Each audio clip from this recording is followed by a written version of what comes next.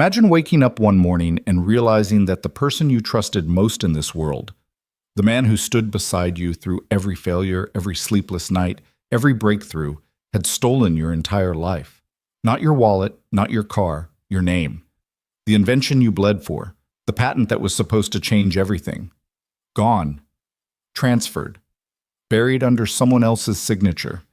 And while you were struggling to keep the lights on and raise your kid alone, he was shaking hands with senators and accepting awards for work that was never his. This is that story. Stay until the end and drop your city in the comments so I can see how far this story has traveled. The call came on a Tuesday, which was already a bad sign. Ethan Walker had learned over the years that Tuesdays had a particular cruelty to them. Not the dramatic crash of a Monday, not the slow grind of a Wednesday, but something specific and petty, like a universe that had thought about it overnight and decided to make things harder in a very targeted way. He was lying underneath a 1987 Cessna 172 when his phone buzzed against the concrete floor of the hangar. The screen lit up with a number he didn't recognize. Area code 212. New York. He almost let it go to voicemail. Walker Aviation, he answered, because he always answered. You couldn't afford not to when you were a one-man operation with a 9-year-old depending on you. There was a brief pause on the other end. The kind of pause that came from someone who wasn't used to waiting and was recalibrating to the fact that they'd have to. Is this Ethan Walker? The voice was precise, controlled, female. It is. My name is Sophia Bennett. I was given your number by Gerald Haynes at Meridian Aero. Another pause, shorter this time. He said you were, and I'm quoting him directly here, the last honest mechanic left in the continental United States. Ethan wiped grease off his hands with a rag that was already too dirty to be useful. Gerald's generous. Gerald's desperate, she said flatly, which means I'm desperate. I have a Gulfstream G55. Oh, that's been grounded for 4 months. I've had 3 separate maintenance teams look at it. I've spent close to $200,000 in diagnostic fees alone, and I still cannot get that aircraft airworthy. My lawyers tell me I have options. My pilots tell me to buy a new jet, and Gerald Haynes tells me to call you. Ethan sat up slowly, his back popping in 2 places. He was 32, but some mornings his body moved like he was 50. What airport? Westfield Regional, New Jersey. What's the bird doing? Intermittent power failure during taxi. The avionics reset without warning. One of the teams thought it was the APU.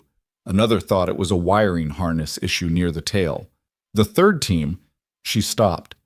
The third team sent me a bill for $40,000 and a report that was essentially 6 pages of "we don't know." Ethan was quiet for a moment. He was already running through it in his head. G550, intermittent avionics reset, APU ruled out once already, wiring harness checked. There was something in the pattern of it that felt familiar, like a puzzle he'd seen a version of before, though he couldn't place where yet. I can come Friday, he said. I need someone Thursday. I have a custody arrangement on Thursdays. Another pause. This one different from the others, like she was deciding whether to push back. Friday works, she said. He told Noah about the trip that night over dinner, which was spaghetti with jarred sauce because Ethan had meant to make it from scratch and run out of time, which was the story of roughly 60% of his dinners. Noah was 9 years old and had his mother's dark eyes and Ethan's habit of going quiet when he was thinking hard about something. He stabbed a meatball and considered the news. Is it a big plane? Noah asked. Pretty big. Gulfstream G55. Private jet. Whose is it? A CEO. Woman named Sophia Bennett. Noah thought about this. Is she nice? I have no idea. I talked to her for 4 minutes.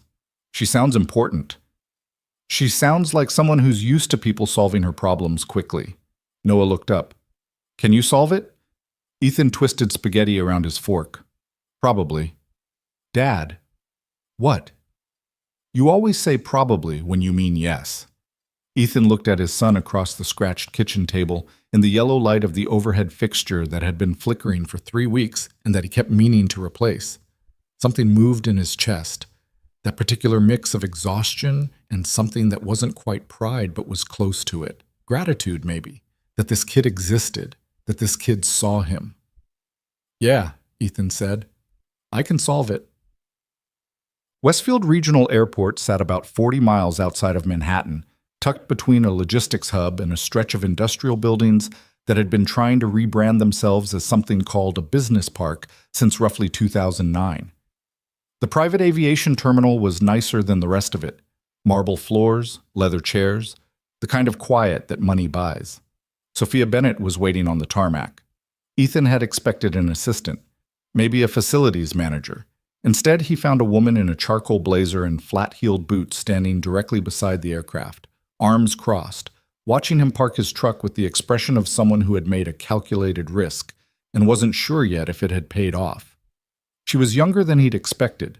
He wasn't sure why. The voice had given him an impression of someone older. She was maybe 30, with dark hair pulled back and the particular posture of a person who had spent years being the most prepared person in every room and had gotten used to carrying that. Mr. Walker. She extended a hand. Ethan's fine. He shook it. Her grip was firm and quick, businesslike. He noticed her eyes went immediately to his tool bag, sizing up what he'd brought. This is the aircraft, she said, as if he might have mistaken it for the one next to it. I figured. He moved toward it, running his eyes along the exterior. The G550 was a beautiful machine. Low wing, twin engine, the kind of aircraft that cost $40 million new and still looked like it meant business 20 years later. He could see nothing obvious from the outside, which he hadn't expected to. Whatever this problem was, it wasn't living on the surface. Can you walk me through exactly what happens? He said. Not the report. What the pilots told you. Sophia blinked. A small recalibration. Most people, he guessed, led with the documentation. They said it happens during taxi, almost always within the first 3 to 5 minutes. The avionics panel resets, like a full cold restart. The engines stay running, but everything goes dark for about 4 seconds and then comes back up. Every time? Not every time. Maybe 60% of taxi sequences, which is part of why it's been so hard to... Intermittent faults are always harder, Ethan said, crouching to look at the nose gear housing. Consistent problems are easy. Intermittent ones mean something's marginal. It's functioning, but barely. Something small is pushing it over the edge under specific conditions. The second team thought it was thermal expansion. They replaced 3 connectors near the avionics bay. Didn't fix it. Evidently not. There was something dry in her voice, the residue of a lot of expensive disappointments. What do you need from me? Access to the avionics bay, the cockpit, and the maintenance logs going back 2 years. He stood up, brushing dust off his knee, and somewhere I can work without someone looking over my shoulder. She studied him for a moment. Not hostile, more like she was filing something away. There's a tech room in the terminal. I'll have the logs pulled. She started to turn, then stopped. I should also mention, she said it with a tone that suggested what was coming was something she'd decided to include reluctantly. I want you to understand what it means to me if you can fix this. I have a board meeting in Monaco in 12 days. I've been managing my travel around this aircraft being grounded for 4 months. If you can fix it, I will pay you whatever you name. Ethan had picked up his tool bag and was already heading toward the aircraft steps. I'll tell you what it costs when I know what's wrong with it. Most people don't pass up a blank check. Most people aren't trying to sleep at night, he said, and stepped aboard. He spent the first hour just reading. The maintenance logs were thorough. Somebody had kept good records, which helped. He went through them slowly at the terminal table, coffee going cold beside him, marking passages with a pen. The 3 separate teams had each zeroed in on different suspects. The first team had focused on the APU and the power distribution panel. The second had gone after thermal expansion in the connector pins, which was a reasonable theory, but apparently hadn't solved anything. The third team, the one that sent the $40,000 bill, had documented everything and concluded nothing. Ethan read their report twice. It was competent work, actually. Thorough. They had checked everything they should have checked, which meant whatever they'd missed wasn't something obvious. He went back into the aircraft. The avionics bay of a G550 was accessible through a panel in the nose section, a cramped, cable-dense space that required a person to crouch and work with their face about 18 inches from a wall of wiring. He'd been in worse. He worked methodically, not rushing, tracing each harness with his fingers, checking connections, looking for anything that looked slightly wrong. A connector that had been reseated too many times, a wire tie that was pulling slightly, insulation that had any rubbing wear to it. Nothing obvious. He came back out, sat on the aircraft steps, and thought. Intermittent, triggered by taxi. Not by engine startup, not by flight. Taxi specifically. Taxi meant movement, vibration. Low-frequency rolling vibration from the wheels on pavement. He went back to the logs and found the entry he was looking for. A tire replacement 6 months before the problems started. Standard maintenance. Nothing notable. He went to the nose gear. It took him 20 minutes, lying on his back with a flashlight in one hand and a mirror tool in the other, to find it. It was inside the nose gear housing, in a location that required the mirror to see around a support bracket, a small ground bonding strap that had developed a hairline fracture in the copper braid. At rest, the fracture was closed. The strap functioned. Under rolling vibration, the fracture opened slightly, creating a momentary interruption in the ground path for the forward avionics bus. 4 seconds of darkness. Then the fracture closed again. Power restored. Intermittent. Rolling vibration specific, invisible to anyone who hadn't thought to look there, in that configuration. He sat back and looked at the piece for a long moment. It was smaller than his thumb. He'd seen this exact failure mode once before. Not on a Gulfstream, but on a turboprop diagnostic model he'd helped design years ago. That was where he knew the pattern from. He'd built the logic for detecting precisely this kind of intermittent ground fault into a diagnostic system that could have caught this problem in 40 minutes rather than 4 months. But that was a different life. He stood up, went back inside, and replaced the strap. The test taxi took 11 minutes. He sat in the cockpit with the pilot, a careful, quiet man named Dennis, who had been flying this aircraft for 6 years and who had started to take the malfunctions personally, the way pilots sometimes did with machines they loved. They rolled the length of the taxiway twice. Then again. The avionics panel stayed lit the entire time. Steady, unblinking, perfect. Dennis looked at Ethan with an expression that was somewhere between relief and disbelief. "That's it?" Dennis said. "That's it." 4 months. Dennis shook his head slowly, looking at the instruments like he was apologizing to them. 4 months, and it was a ground strap. It was in a location nobody thought to check. The vibration pattern was specific enough that you had to already be thinking about rolling-induced ground faults to look there. Ethan unstrapped his harness. "It's not a common failure mode. I've seen it once before." Dennis looked at him. "Where?" Ethan was already moving toward the cockpit door. "A long time ago," he said. "Doesn't matter." Sophia was in the terminal when he came back in. She was on the phone, one of those calls that looked like it had been going on for a while. The kind where the person standing is doing most of the listening and most of the not liking what they're hearing. She saw him come through the door and read something in his face because she wrapped up the call in about 15 seconds with a tone that said, "We'll finish this later," to whoever was on the other end.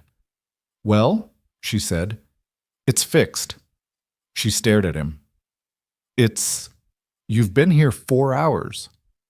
3 hours and 40 minutes. The third team was here for a week.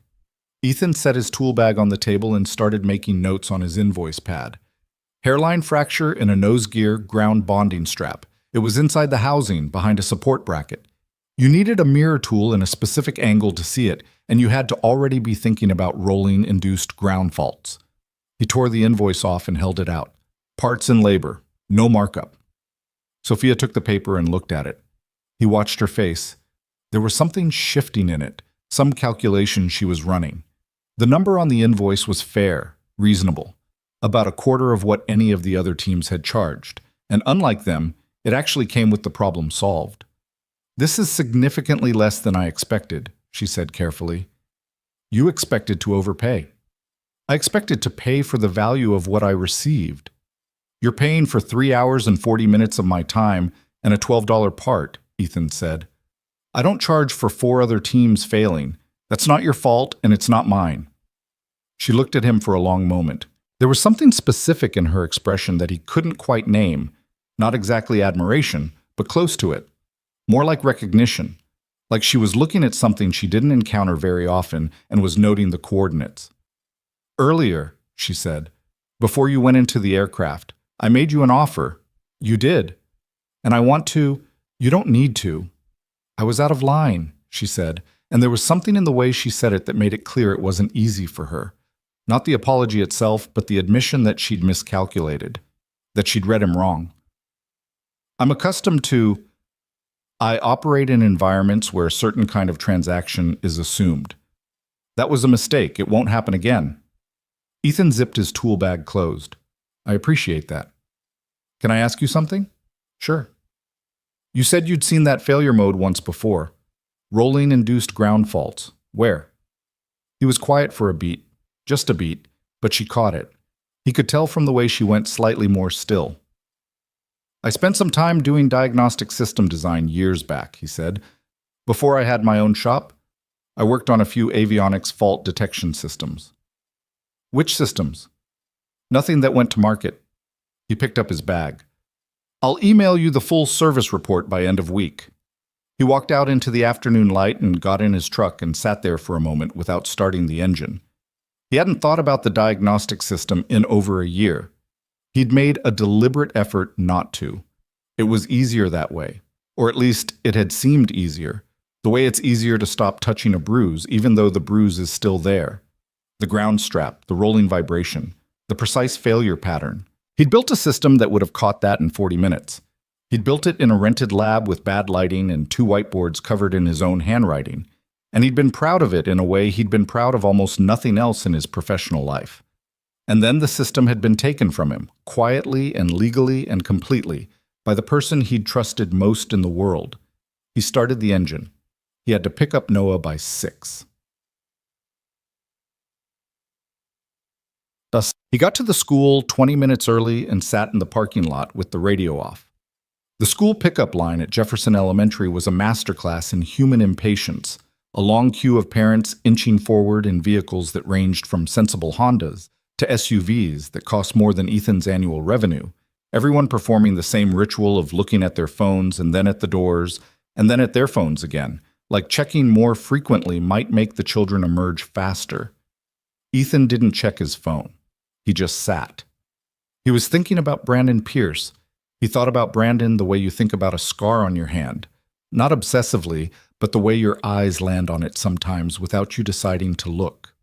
You see it. You remember how it got there, and you go back to whatever you were doing.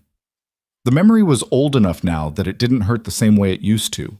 It had changed from sharp to dull, the way most old injuries do. They'd met in graduate school, aerospace engineering, University of Michigan, both of them 23 and broke and completely certain they were going to change something. Brandon was the kind of person who filled a room, loud in the best possible way, magnetic, the guy who knew everyone's name and made everything feel like it was worth doing. Ethan was quieter, more technical, better at sitting with a problem until it surrendered. They were different enough that they complemented each other, and for a few years that dynamic had felt like the best possible version of a partnership. The diagnostic system had been Ethan's idea mostly, but ideas needed execution, and Brandon was better at the business side. The filings, the presentations, the pitch decks. So Ethan had worked on the system, and Brandon had worked on making it real, and for a long time that arrangement had seemed fair. The school doors opened. Children flooded out into the afternoon, backpacks bobbing, teachers standing at the entrance like anchors against the current. Ethan watched for Noah's red jacket. He found him near the back of the crowd. Noah always came out late, always the last one, because he hated being in the middle of the rush.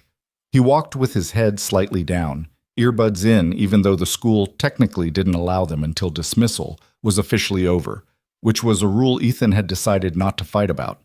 Noah spotted the truck and his face opened up. That immediate, unconsidered relief of a kid seeing their safe person at the end of the day. And he jogged over. "How was it?" Noah asked, climbing in, backpack first, negotiating the seatbelt around it the way he always did instead of taking it off. "Fixed it." "Already?" Noah looked at him with something that was clearly inherited skepticism. "It was a big plane. The problem was small. Most problems are." Noah thought about this. What was wrong with it? A tiny piece of copper wire had a crack in it, the size of a hair. Noah's eyebrows went up. That's it? That's it. And nobody else found it? Nope. Noah was quiet for a moment, processing this. Then, was the CEO lady nice? Ethan pulled out of the parking lot and thought about Sophia Bennett standing on the tarmac in her charcoal blazer, looking at his tool bag like she was deciding whether to trust him. He thought about the way she'd apologized, not casually, not dismissively, but with the specific effort of someone who didn't do it often and was doing it anyway because it was right. She was okay, he said. Just okay? She was professional, and she was honest about being wrong about something. He glanced at his son. That's actually pretty rare. Noah appeared to be filing this information under a category he found mildly interesting. He plugged one earbud in and looked out the window. Dad? Yeah. You should charge more, Ethan almost laughed. What makes you say that? Because if everybody else charges a lot and can't fix it, and you charge a little and can fix it, you should charge more. Noah said this with the calm, logical certainty of someone who hadn't yet learned that money was complicated. It's just math. Ethan did laugh this time, a short, quiet one. You're probably right. I know I'm right. They drove home in the early evening light, through the familiar streets of the town that Ethan had chosen, not because it was impressive, but because it was manageable, and because the school was good, and because the hangar lease was affordable, and because manageable and affordable were the two words that a single father with a one-man business built his whole life around. He didn't think about Brandon again until after Noah was in bed. The service report took him most of Thursday evening to write. He was particular about documentation, more particular than most independent mechanics, probably more particular than was strictly necessary. But he'd learned early that the paperwork was as important as the work itself, that a poorly documented repair was almost as bad as no repair, and he'd never quite been able to shake the habit of treating a service report like a legal document. He emailed it to Sophia Bennett at 9:47 p.m. and didn't expect to hear back until the following week. She replied at 10:02 p.m. Mr. Walker, this is the most thorough service report I've received from any of the 4 teams. I have a few questions when you have time. Also, the name on the patent you referenced in Section 4, the ground fault detection methodology. Is the Ethan Walker in the academic citation the same Ethan Walker I hired today? SB. He stared at the email for a long time. The patent reference. He'd included it almost automatically, the way he always did when his work touched a methodology he'd developed or contributed to. Proper attribution, just good practice, old habit. He hadn't thought about what it might look like from her end. He typed back, the questions can wait until next week. And yes, same person. I do. Her reply came back in under a minute. I thought so. Get some sleep, Mr. Walker. We'll talk soon.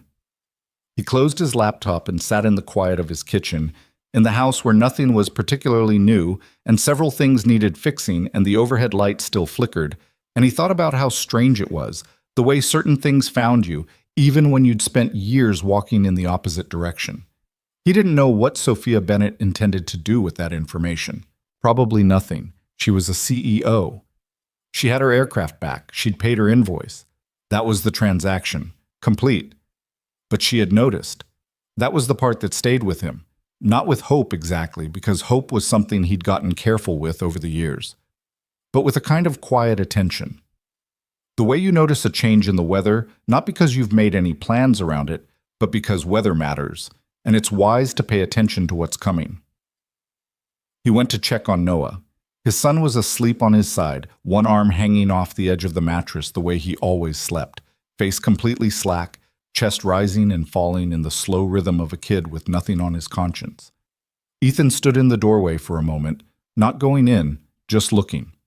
9 years old, dark eyes, his mother's cheekbones, Ethan's hands. He was the reason for every decision Ethan had made in the last 6 years. The reason for the small town and the affordable hangar and the invoice that charged for parts and labor with no markup and nothing extra. The reason for the careful, quiet, honest life that Ethan Walker had built out of the ruins of the one that had been taken from him. He pulled the door halfway closed and went to bed. In New Jersey, in a hotel suite 40 miles away, Sophia Bennett sat at a desk with a laptop open and a legal notepad beside it, and she was looking at a patent filing from 7 years ago, and her expression was very still. She was good at math, and the numbers didn't add up. Sophia Bennett had not built a company worth $400 million by being incurious.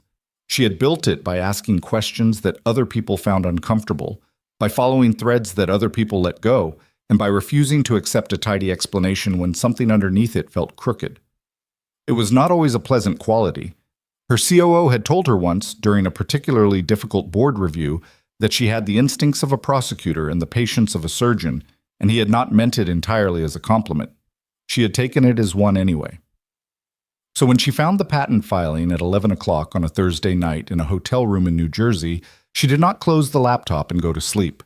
She ordered another coffee from room service and kept reading. The filing was 7 years old, U.S. Patent Application 14/882441, titled Adaptive Ground Fault Detection System for Multi-Bus Avionics Architecture. It had been filed under the name of a company called Aerosynth Diagnostics, LLC, and the listed inventor was a man named Brandon Pierce. The abstract described a diagnostic methodology for detecting intermittent ground faults in aircraft avionics systems, specifically the kind of rolling vibration-induced failures that caused exactly the type of malfunction Ethan had just fixed on her Gulfstream. But in Ethan's service report, in a footnote at the bottom of Section 4, he had written, "Ground fault detection methodology consistent with principles developed during prior research. See Walker and Pierce, 2017. Unpublished technical paper, University of Michigan Aerospace Engineering Archive. Walker and Pierce." Sophia pulled up the university archive. The paper was there. 46 pages, dense with equations and diagrams, dated March 2017. Both names on the cover. Both names in the acknowledgments. The methodology described in the paper was, in every meaningful way she could assess, the conceptual foundation of the patent that Brandon Pierce had filed 8 months later, under his name alone. She sat back in her chair and looked at the ceiling for a moment. Then she opened a new browser tab and searched for Brandon Pierce. The results were extensive and uniformly flattering. Brandon Pierce, 34, founder and CEO of Aerosynth Diagnostics, a company that had grown from a 2-person startup to a 40-employee firm with contracts across commercial aviation, private aerospace, and 3 government defense programs. He had been profiled in Forbes, in Aviation Week, in a long feature piece in Wired that described him as the engineer who taught aircraft to diagnose themselves. His company's flagship product, the Aeroscan system, was licensed by 17 airlines and used in maintenance programs at 6 major airports, including, she noted with a cold feeling in her stomach, by her own corporation. Bennett Aerospace Holdings had signed a licensing agreement for Aeroscan 14 months ago. She hadn't been directly involved in that deal. It had gone through her acquisitions team, but her name was on the corporate umbrella. Her company's money had gone to Aerosynth Diagnostics, to Brandon Pierce, to a patent that might not have been his to file. She closed the laptop and sat in the quiet of the hotel room and thought about Ethan Walker, lying under her aircraft for 3 hours and 40 minutes, charging her for parts and labor with no markup, and filing a service report so thorough it had put 3 professional maintenance teams to shame. Then she thought about him saying, very quietly, a long time ago, "Doesn't matter." She picked up her phone. It was 11:43 p.m. She found the contact for her head of legal affairs, a woman named Carol Reyes, who had been with her for 6 years and who had the specific skill of not sounding annoyed when Sophia called after 11. Carol picked up on the 3rd ring. "Tell me it's something quick." "It's not something quick," Sophia said. "I need you to pull the full patent history on something called Aerosynth Diagnostics, and a filing number I'm going to text you. I need to know everything, the original filing, any amendments, any co-inventor disputes, any litigation. And I need to know who our licensing agreement is actually with." A pause. "Is this about the jet repair?" "Just pull the records, Carol." "It's midnight." "In the morning is fine." Sophia set her phone on the desk. "And Carol, don't mention this to anyone on the team yet. Just you and me for now." Another pause. This one waited differently. Carol had worked with her long enough to understand what that instruction meant, that Sophia had found something that might embarrass the company, or someone connected to it, and was being careful about who knew before she understood the full shape of it. "Understood," Carol said, and hung up. Sophia looked at the hotel room ceiling one more time. Then she turned off the lamp and lay down in the dark and stared at the window and did not sleep for a long time. The next morning, Ethan was back under a different aircraft, a twin-engine Beechcraft belonging to a charter company that used his hangar for regular maintenance, when his phone rang again. Same area code, same number. He considered briefly, not answering. "Walker Aviation." "It's Sophia Bennett." No preamble. "I have some questions about the service report I said could wait until next week." "They can't wait until next week." He sat up, already reading the tone in her voice. There was something different in it from the day before. Less controlled, or controlled in a different way, like she was holding something carefully because it was heavier than she'd expected. "All right, he said. "The patent reference in your footnote.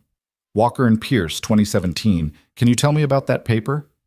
He was quiet for a moment. The hangar was quiet too. Just the ambient sound of the regional airport a quarter-mile away, the distant percussion of small engines and taxiing aircraft. "It was a graduate research paper," he said. "Brandon Pierce and I wrote it together in our last year at Michigan. It outlined the theoretical framework for a ground fault detection system in multi-bus avionics. And the patent that was filed the following year, Aerosynth Diagnostics, inventor Brandon Pierce. You're familiar with it?" "I'm familiar with it." "Were you listed as a co-inventor?" The pause he took was about 2 seconds long. "No." "Were you involved in developing the methodology that the patent describes?" Another pause. Longer. "Ms. Bennett?" "Ethan." Her voice was different, quieter, but more direct. "I'm not asking because I'm looking for leverage. I'm asking because my company has a licensing agreement with Aerosynth, and I need to understand what that means if there's a problem with the patent's ownership." He sat there in the hangar with his phone against his ear and thought about how many times over the past 6 years he'd been asked, in various forms, to explain what had happened with the patent. By his own lawyer, before he'd run out of money to keep paying a lawyer. By a couple of former colleagues who'd heard rumors. Once, in a phone call he still thought about occasionally, by Brandon himself, careful and indirect, the way you talk to someone when you're not sure what they know. He'd stopped explaining it because explanations hadn't gotten him anywhere. At some point, the energy required to keep telling a story that no one with power had any incentive to investigate had started costing more than he had. "I contributed substantially to the methodology that the patent describes," he said. "More than substantially. The core detection logic, the rolling vibration threshold analysis, the dual bus verification sequence, those came from my work. Brandon handled the business side of things. He did the filing. He had the company structure. I had the notebooks and the whiteboards and the..." He stopped. "It was 7 years ago." "Do you have documentation?" Sophia asked. "Notebooks, drafts, emails, anything time-stamped?" "I have notebooks. I have emails. I have a draft of the patent application that has my name on it that's different from the one that was filed." He hadn't said that to anyone in years. Saying it out loud in the hollow of the hangar felt strange, like opening a door to a room where the air had gone stale. Sophia was quiet on her end. He could hear her breathing, slow and deliberate, the breath of someone being careful with what they said next. "I want to be clear about something," she said finally. "I'm not your attorney, and I'm not making you any promises. But I have legal resources, and I have people who know patent law, and what you just described, if there's documentation to support it, is not a small thing." A beat. Brandon Pierce is scheduled to receive the National Aerospace Innovation Award in 11 days. It's being presented at a gala at the Meridian Grand in Manhattan. It's one of the most visible recognitions in the industry. Ethan said nothing. If his company's foundational patent has a legitimate co-inventor who was excluded from the filing, Sophia continued, that matters. To the award committee, to the licensing agreements, to the industry record. She paused. "It matters to me. My company's name is attached to this." With respect, Ethan said slowly, your company's name being attached to it is a reason for you to want this resolved. It's not necessarily a reason I should trust that you want it resolved fairly. The silence that followed was not an offended one. It was, he thought, the silence of someone encountering an accurate point. That's a reasonable thing to say, she said. I don't have an answer to it right now that would mean anything. All I can tell you is that I found this on my own, I called you on my own, and nobody at my company knows I'm making this call. A pause. I'd like to come to your shop. When? Today. Tomorrow at the latest. He looked around the hangar, the Beechcraft in pieces, the workbench covered in parts, Noah's drawings taped to the office wall from the last time he'd brought him in on a school holiday. The particular private geography of a life he'd built carefully, brick by brick, around the wreckage of something else. Tomorrow afternoon, he said. After 1. She arrived at 1:15 in a rental car, alone. No assistant, no lawyer, no driver. Just Sophia Bennett in dark jeans and a navy jacket, carrying a leather portfolio and looking slightly less composed than she had on the tarmac, more human, somehow, in the fluorescent light of the hangar office. Ethan had made coffee. It wasn't good coffee. It was the kind that came from a machine that had been bought used and cleaned irregularly, but he'd made it, and she took the mug he offered without comment, which he noted. He'd put the notebooks on the table, 3 of them, spiral-bound, the covers soft with age and handling. He'd taken them out of the storage box that morning for the first time in almost 4 years, and just handling them had cost him something he didn't have words for, some particular combination of grief and anger and the specific exhaustion that comes from carrying something for too long. She sat across from him and opened her portfolio without ceremony. My legal team pulled the full patent history last night, she said. The original application, the one that was submitted to the USPTO, lists one inventor, Brandon Pierce. There's no amendment, no correction, no supplemental filing. She looked up. Under patent law, failing to list a co-inventor on a patent application is considered inequitable conduct. If it's intentional, it can invalidate the patent entirely. I know what it is, Ethan said. I know you know. I'm saying it so we're both working from the same language. She turned a page in her portfolio. My IP attorney reviewed the published paper from your Michigan archive last night. She says the methodology overlap between the 2017 paper and the 2018 patent is, quote, not subtle. She slid a printed document across the table, a page of side-by-side comparisons, highlighted passages, margin notes in red ink. She also said that if you have time-stamped notebooks showing your individual development of the core logic, that's a significant evidentiary foundation. Ethan looked at the comparison page. He didn't need to read it carefully. He'd lived the original. He knew what the overlap looked like. But seeing it laid out clinically, in red ink, by someone who had no prior investment in the story, did something to him that he hadn't quite expected. It made it real in a different way. Not the way it was real when it was his private wound, his private history. Real in the way that a court document is real. Evidence real. He pulled one of the notebooks toward him and opened it. The date on the first page was February 2016, a full year and a half before the patent was filed. His handwriting covered every page, tight and technical, working through problems in real time, the marginalia of someone genuinely thinking rather than documenting after the fact. These go from February 2016 to November 2017, he said. That's the full development period. The rolling vibration threshold analysis is in here from April 2016. The dual bus verification sequence is from September. He turned to a page near the back. This is a draft patent claim I wrote in October 2017.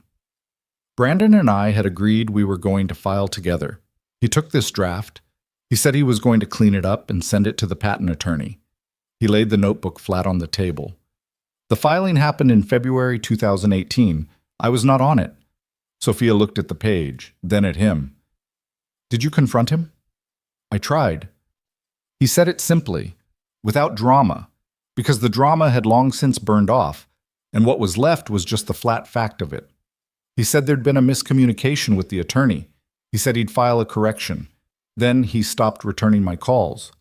He paused. His company launched 6 months later. He had investors, he had a product roadmap, and I had notebooks in a cardboard box. You didn't pursue legal action. I was 26 years old with a baby and no money. Intellectual property litigation against a well-funded startup can cost $500,000 and take 5 years. I didn't have $5,000. He looked at the table. By the time Noah was old enough that I'd have had some bandwidth to think about it again, Aerosynth was a real company with real contracts and real lawyers, and I was a one-man aircraft repair shop in New Jersey. He met her eyes. I made a calculation. I told myself it was about protecting my kids' stability. Maybe it was. Maybe I just got tired. Sophia was quiet. She was looking at him with an expression that was hard to read. Not pity, he didn't think. Something more complicated, like she was processing multiple things at once and hadn't finished yet. There's something else you should know, she said. The National Aerospace Innovation Award. The one Brandon is receiving in 11 days. It's specifically being given for the Aeroscan diagnostic system. The selection committee cited the patent. His acceptance of that award, with his current patent status, I know what it means, Ethan said quietly. If we can establish legitimate co-inventorship, the award committee would have to... I said I know what it means. He said it without heat, but firmly. I've known what it meant since the day he filed without my name. I just had other things to deal with. Another silence, this one different from the others. Something had shifted in the room. Some temperature change, some rebalancing of weight. Sophia set her pen down on the portfolio. Why did you put the footnote in the service report? She asked. He hadn't expected that question. What? The footnote, citing the Walker and Pierce paper. You put it in a service report to a client. You didn't have to. It was a footnote. Nobody reads footnotes. She was watching him carefully. Why put it in? He thought about it honestly. He wasn't sure he had a clean answer. Habit, he said finally.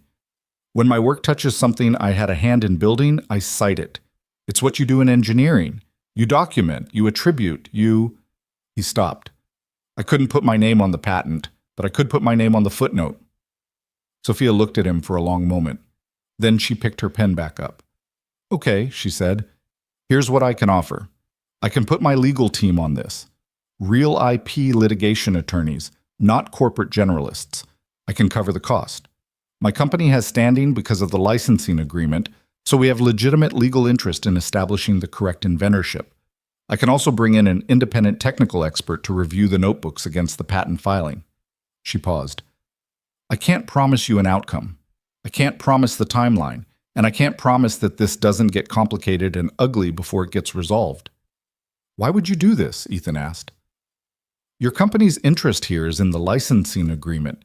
If the patent gets invalidated, your agreement goes away too. You could just as easily, more easily, build a legal argument that you were an innocent party in a licensing transaction and move on. I could, she said, so why aren't you? She was quiet for a moment. It wasn't a calculating quiet. It was the quiet of someone deciding how honest to be and landing on completely. Because I spent a lot of years in rooms full of people who had the resources to make things right and chose not to, she said. Because I looked at your invoice and then I looked at that footnote, and the only reason a person puts their name in a footnote on a service report that nobody's going to read is because it's the only place they have left to put it. She closed her portfolio. And because I have a company that apparently has been paying royalties for 7 years on work that someone else did. That offends me. He looked at her across the table in the hangar office, in the bad fluorescent light beside the cold coffee machine, and he thought that this was not the version of this conversation he had ever imagined having. In the versions he'd imagined, and over the years he'd imagined a few, the person sitting across from him had always been a lawyer, or a judge, or some neutral institutional authority, not a CEO in dark jeans who'd driven herself to a small aircraft hangar in New Jersey and asked a question about a footnote. You'd be going against Brandon Pierce, he said. He has the same kind of resources you do. He has contracts with government programs. He's not going to... I know who he is. Her voice was even. I've been in rooms with Brandon Pierce. He spoke at an industry conference I hosted 14 months ago. She paused. He's charming. He told a story about building his company from nothing. He talked about sleepless nights and breakthroughs and how the technology came to him. Something moved across her face, brief but visible. I applauded. I gave him 20 minutes on my stage. She picked up her portfolio. I'd like to not have done that, in retrospect. Ethan didn't say anything. There wasn't much to say to that. Can I take photographs of the notebooks? She asked. I'll leave the originals with you. My team will need the images to start the analysis. He nodded. She took her phone out and went through every page methodically, carefully, the way she did everything, thorough, deliberate, not missing anything. It took about 40 minutes. Neither of them talked much during it. There wasn't an awkwardness to the silence, just a kind of shared focus. Something was being started here, and they were both aware of it. When she finished, she stood up and put her phone in her jacket pocket. There's one more thing, she said. I had my investigator pull your professional history when I was reviewing the service report. Before I called you today. She said it straightforwardly, without apology, because she wasn't the kind of person who apologized for doing her homework.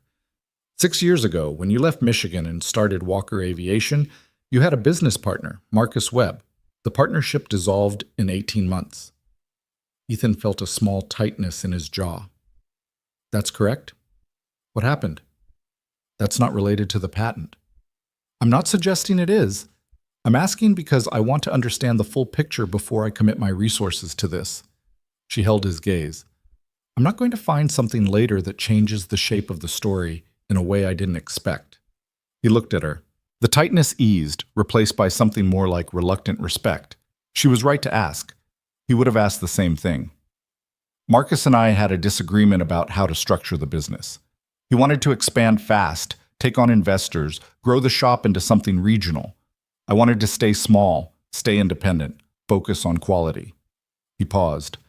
I had Noah. I couldn't afford a failed expansion. We disagreed. We dissolved the partnership. He took his capital and started his own shop in Pennsylvania. We haven't talked since. He met her eyes. That's the whole story. She held his gaze for another beat, then nodded once. All right. She picked up her portfolio. I'll have my attorney reach out to you on Monday. Her name is Diane Eng. She's very good. She'll explain what the process looks like and what she'll need from you. She started toward the hangar door, then stopped. Ethan. He looked up. The diagnostic system you built. The methodology in those notebooks. She tilted her head slightly. It's genuinely good. I had my technical team look at the Aeroscan product. The core logic you described to me on the phone, what it can do, the intermittent fault detection, the rolling vibration threshold analysis. It's elegant. It's the kind of thing that takes a real understanding of the underlying physics. She paused. Brandon Pierce is a good businessman. He's not the engineer who designed that. Ethan didn't answer. I just wanted to say that, she said. Someone should have said it sooner. She walked out into the afternoon. He sat at the table for a moment after she left, listening to the sound of her rental car pulling out of the gravel lot. His hand was resting on the cover of the notebook, and he noticed, almost with surprise, that his hand was slightly unsteady. He pressed it flat against the cover. The notebook was warm from the light. The spiral binding was bent at the corner from years of being stacked wrong in a box. His initials were written in black marker on the cover, the way he'd labeled everything in graduate school, because lab notebooks got mixed up and lost and borrowed and never returned, and you learned quickly to put your name on things. He sat there for a while longer. Then he got up, put the notebooks back in order, and went back to work on the Beechcraft. He had 4 hours before he needed to pick up Noah. But something was different now, Seth. Something in the specific weight of the afternoon, in the quality of the silence in the hangar, in the way the light fell through the high windows onto the concrete floor. The cardboard box had been opened. The notebooks had been on a table. Someone with real power and real resources had sat across from him and read the footnote and understood what it meant. He didn't know yet what that would become. But something had started. And after 6 years of nothing starting, something was something. He picked up his wrench. He went back to work.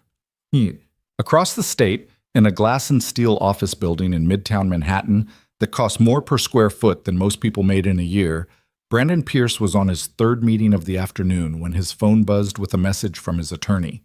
He glanced at it under the conference table, the way you do when you're trying to look like you're not looking at your phone. The message was 4 words long. We need to talk.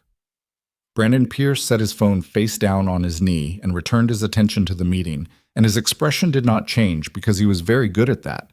He'd spent years getting very good at that.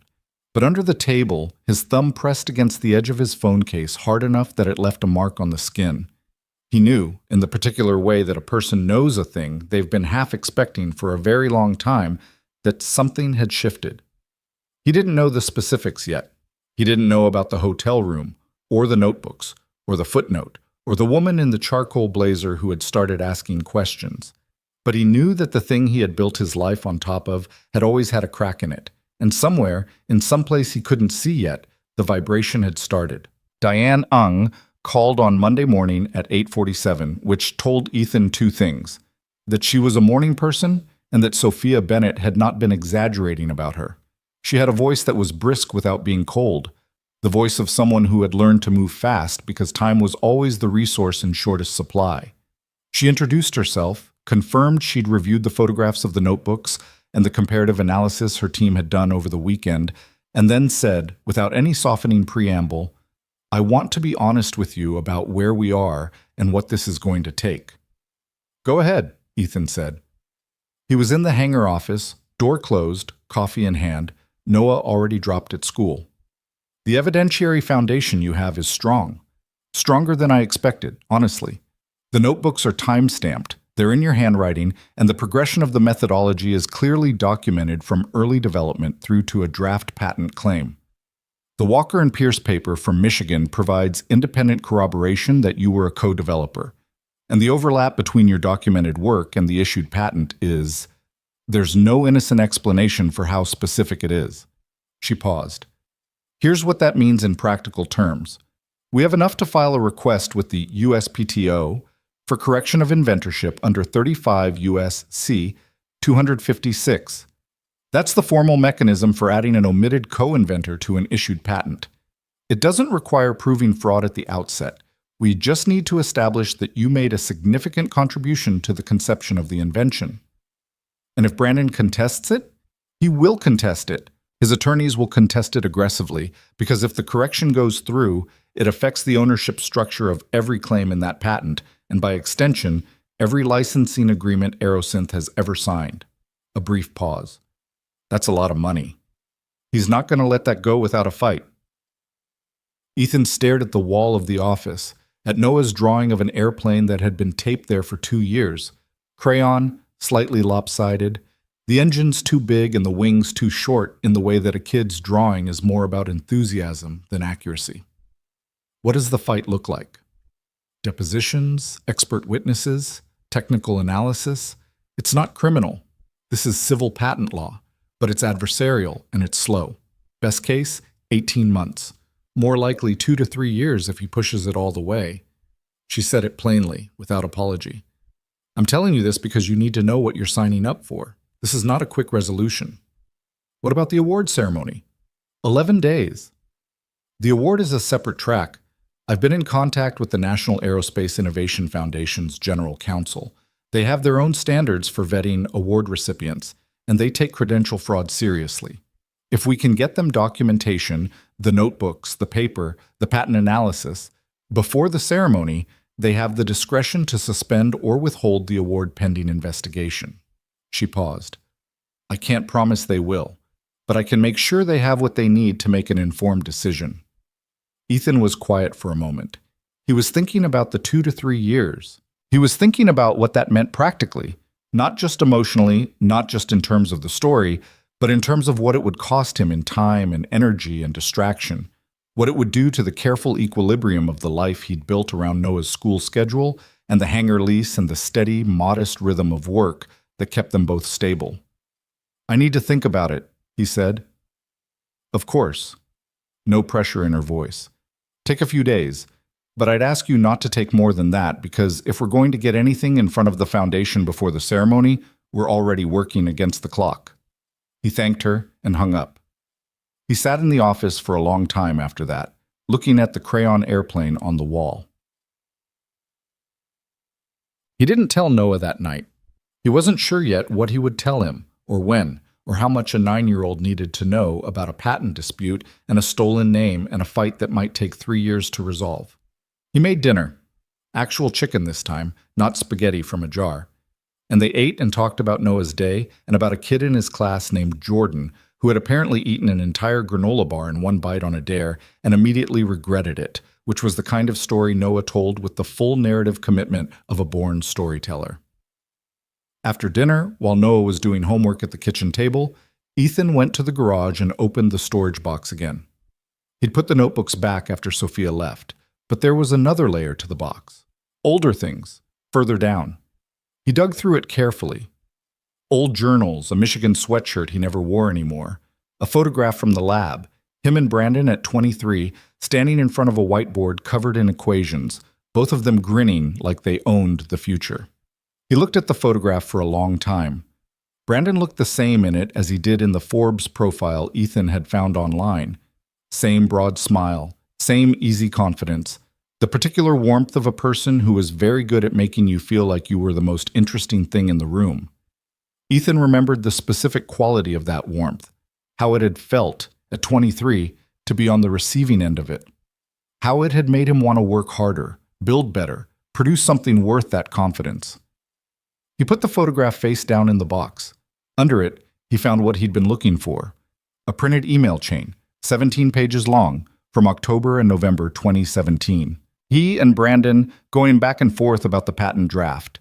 Brandon's messages were enthusiastic, encouraging, full of exclamation points and phrases like this is going to change everything, and once we file, we'll have the whole thing locked down. Ethan's messages were more measured. Technical questions, specific edits, a careful conversation about which claims to prioritize. The last email from Brandon, dated November 14, 2017, said, "I've got a meeting with the patent attorney next week. I'll take the draft in, clean up the language, and we'll be good to go. You'll have the filing confirmation by end of December." Ethan had replied, "Sounds good. Let me know if they need anything from me." Brandon's filing had happened in February 2018. Ethan had never received a filing confirmation. He sat on the cold garage floor with the email chain in his hands and thought about the specific mechanics of how a betrayal that large happens, not in one dramatic moment, but in a series of small, quiet decisions. An email not sent, a name not added, a phone not answered. The accumulation of ordinary seeming omissions that added up eventually to a theft. He folded the email chain and put it in a separate folder. Then he went back inside, checked Noah's homework, and called Diane Ng's office to leave a message that he was ready to move forward. The first response from Brandon's legal team came 4 days later, faster than Diane had expected, which itself told a story. She called Ethan on a Thursday afternoon while he was doing an engine inspection on a Piper Cherokee. "They've made a pre-litigation settlement offer," she said. "I'm going to read you the key terms, and I want you to listen to all of them before you respond." He put down his wrench. "Go ahead." Aerosynth Diagnostics, through their legal representation, is offering a one-time payment of $350,000 in exchange for a full release of any co-inventorship claims, a non-disclosure agreement covering all aspects of the dispute, and a statement from you confirming that the patent accurately reflects the sole inventorship of Brandon Pierce. A pause. They also want you to sign a separate agreement stating that you will not contact any media, any industry organizations, or any regulatory bodies regarding this matter. Ethan said nothing. "Ethan, I heard you. $350,000 is not nothing for someone in your position. For someone in my position," he said slowly. $350,000 is the price they've calculated it takes to make me go away." His voice was even. "They want me to sign a statement saying his name belongs on that patent. Yes. That's not money. That's a price for a lie." Diane was quiet for a moment. "I know. I'm not recommending you take it. I'm required to present it to you fully. But I want you to understand what you're declining. It's not just the money. If you decline, they escalate. They have a legal team that does nothing but patent litigation. They have resources that will make this process expensive and exhausting in ways that—" "Diane." He picked his wrench back up, not to use it, just to have something in his hand. "Did you read those notebooks?" "I did." "All 3 of them?"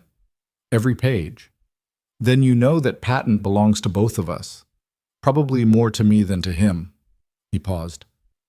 I have a son. He's 9 years old. He doesn't know any of this yet. But one day he's going to be old enough to look up his father's name and find out what his father built. And I need what he finds to be the truth. His grip tightened on the wrench. I'm not signing a statement that says otherwise for $350,000 or $350 million. Tell them no. Diane was quiet for exactly 1 beat.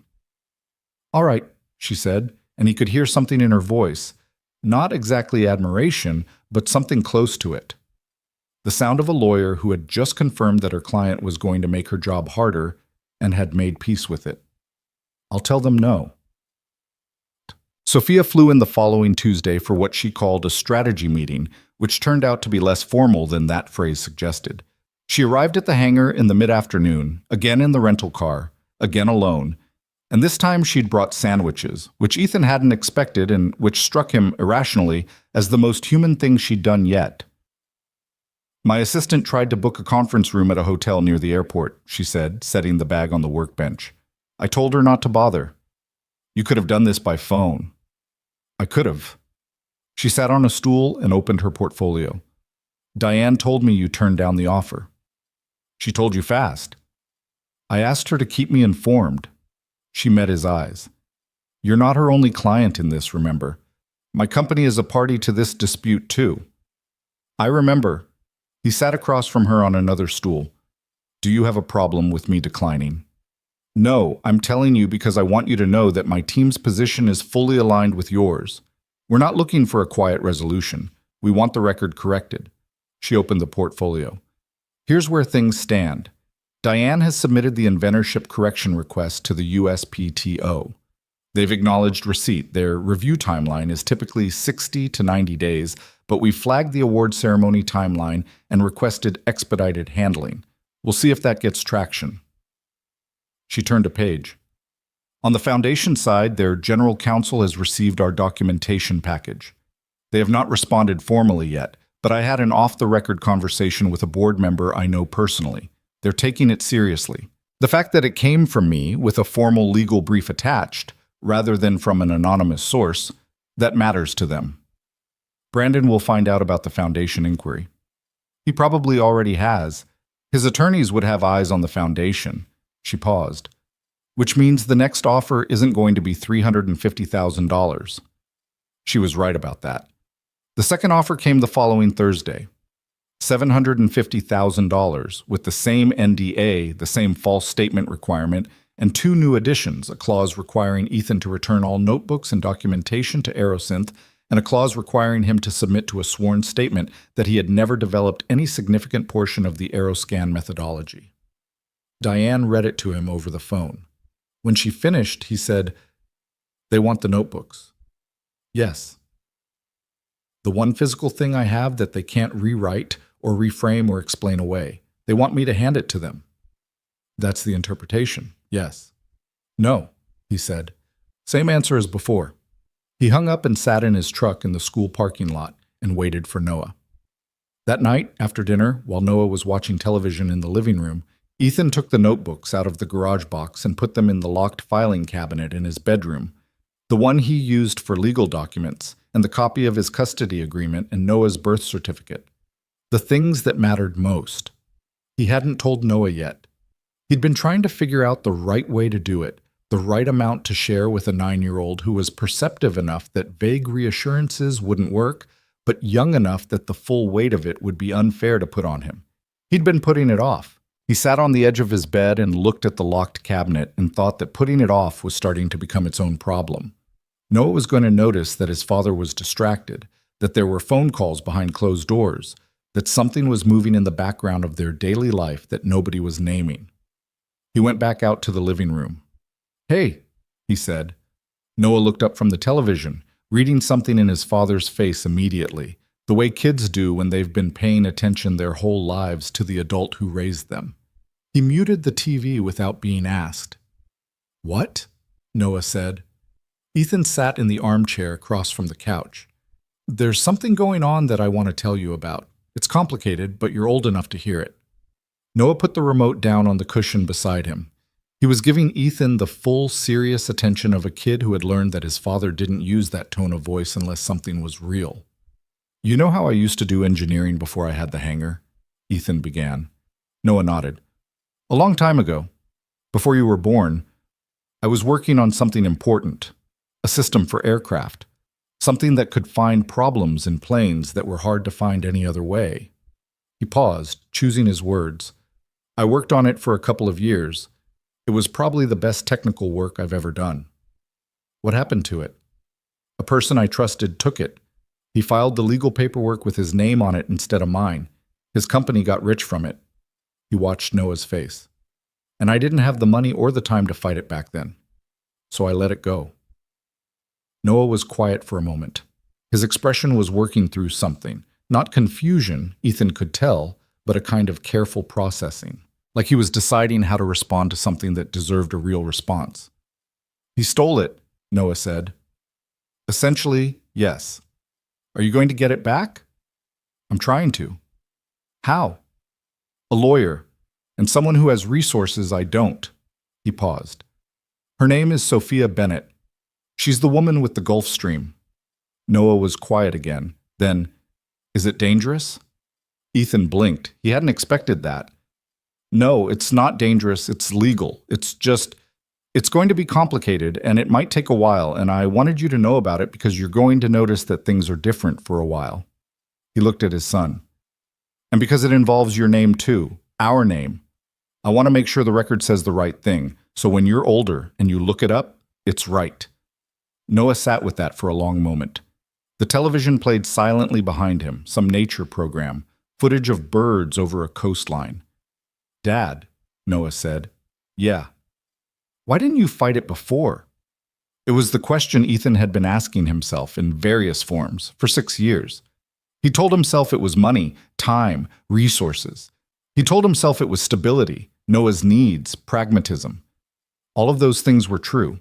But sitting here in the living room with his 9-year-old looking at him with those serious dark eyes, he found he didn't want to give the practical answer. "I was tired," he said, "and I was scared. Not of him, exactly. More scared of losing. Of fighting and still losing. If you fight and win, you get something back. If you fight and lose, you've used up everything you had, and you're still empty-handed." He held his son's gaze. "I had you to take care of. I didn't want to gamble with that." Noah was quiet for a few seconds. "But you're fighting now." "Yes." "Because of the Gulfstream lady?" "Because someone found the evidence and pointed it at me and told me the truth still mattered. And because—" He stopped. Started again. "Because you're old enough now that I can fight without it being at your expense. And because you deserve to know the truth about what your father built." Noah looked at him for a long moment.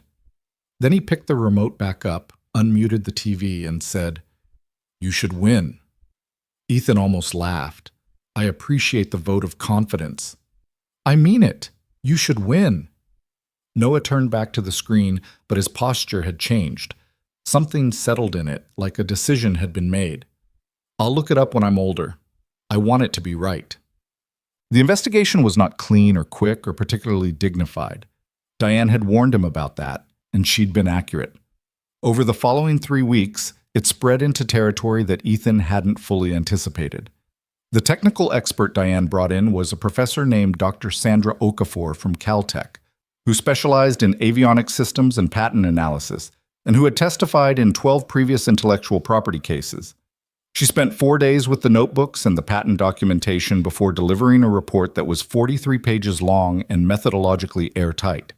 Her conclusion, summarized in the report's first paragraph, was that the core inventive concepts described in the patent, specifically the rolling vibration threshold analysis and the dual bus fault verification sequence, were documented in Ethan Walker's notebooks a minimum of 18 months before the patent's filing date, and were not present in any documented work attributable to Brandon Pierce prior to their collaboration. In plainer English, Brandon Pierce had not invented what the patent said he invented. Not alone. Possibly not at all. Sophia called Ethan the night Diane forwarded him the report. He was in the hangar, working late. the overhead lights casting long shadows across the concrete floor. "Have you read Okafor's report?" she asked. "3 times. It's thorough. It's definitive." He set the report down on the workbench. "The question is whether definitive means anything to the people who decide these things. It means something to the Foundation." Her voice had an edge to it. Not anger exactly, but the particular tension of someone who had been managing a situation carefully and was watching it accelerate. Their general counsel called Carol today. They're convening an emergency review of Brandon's nomination.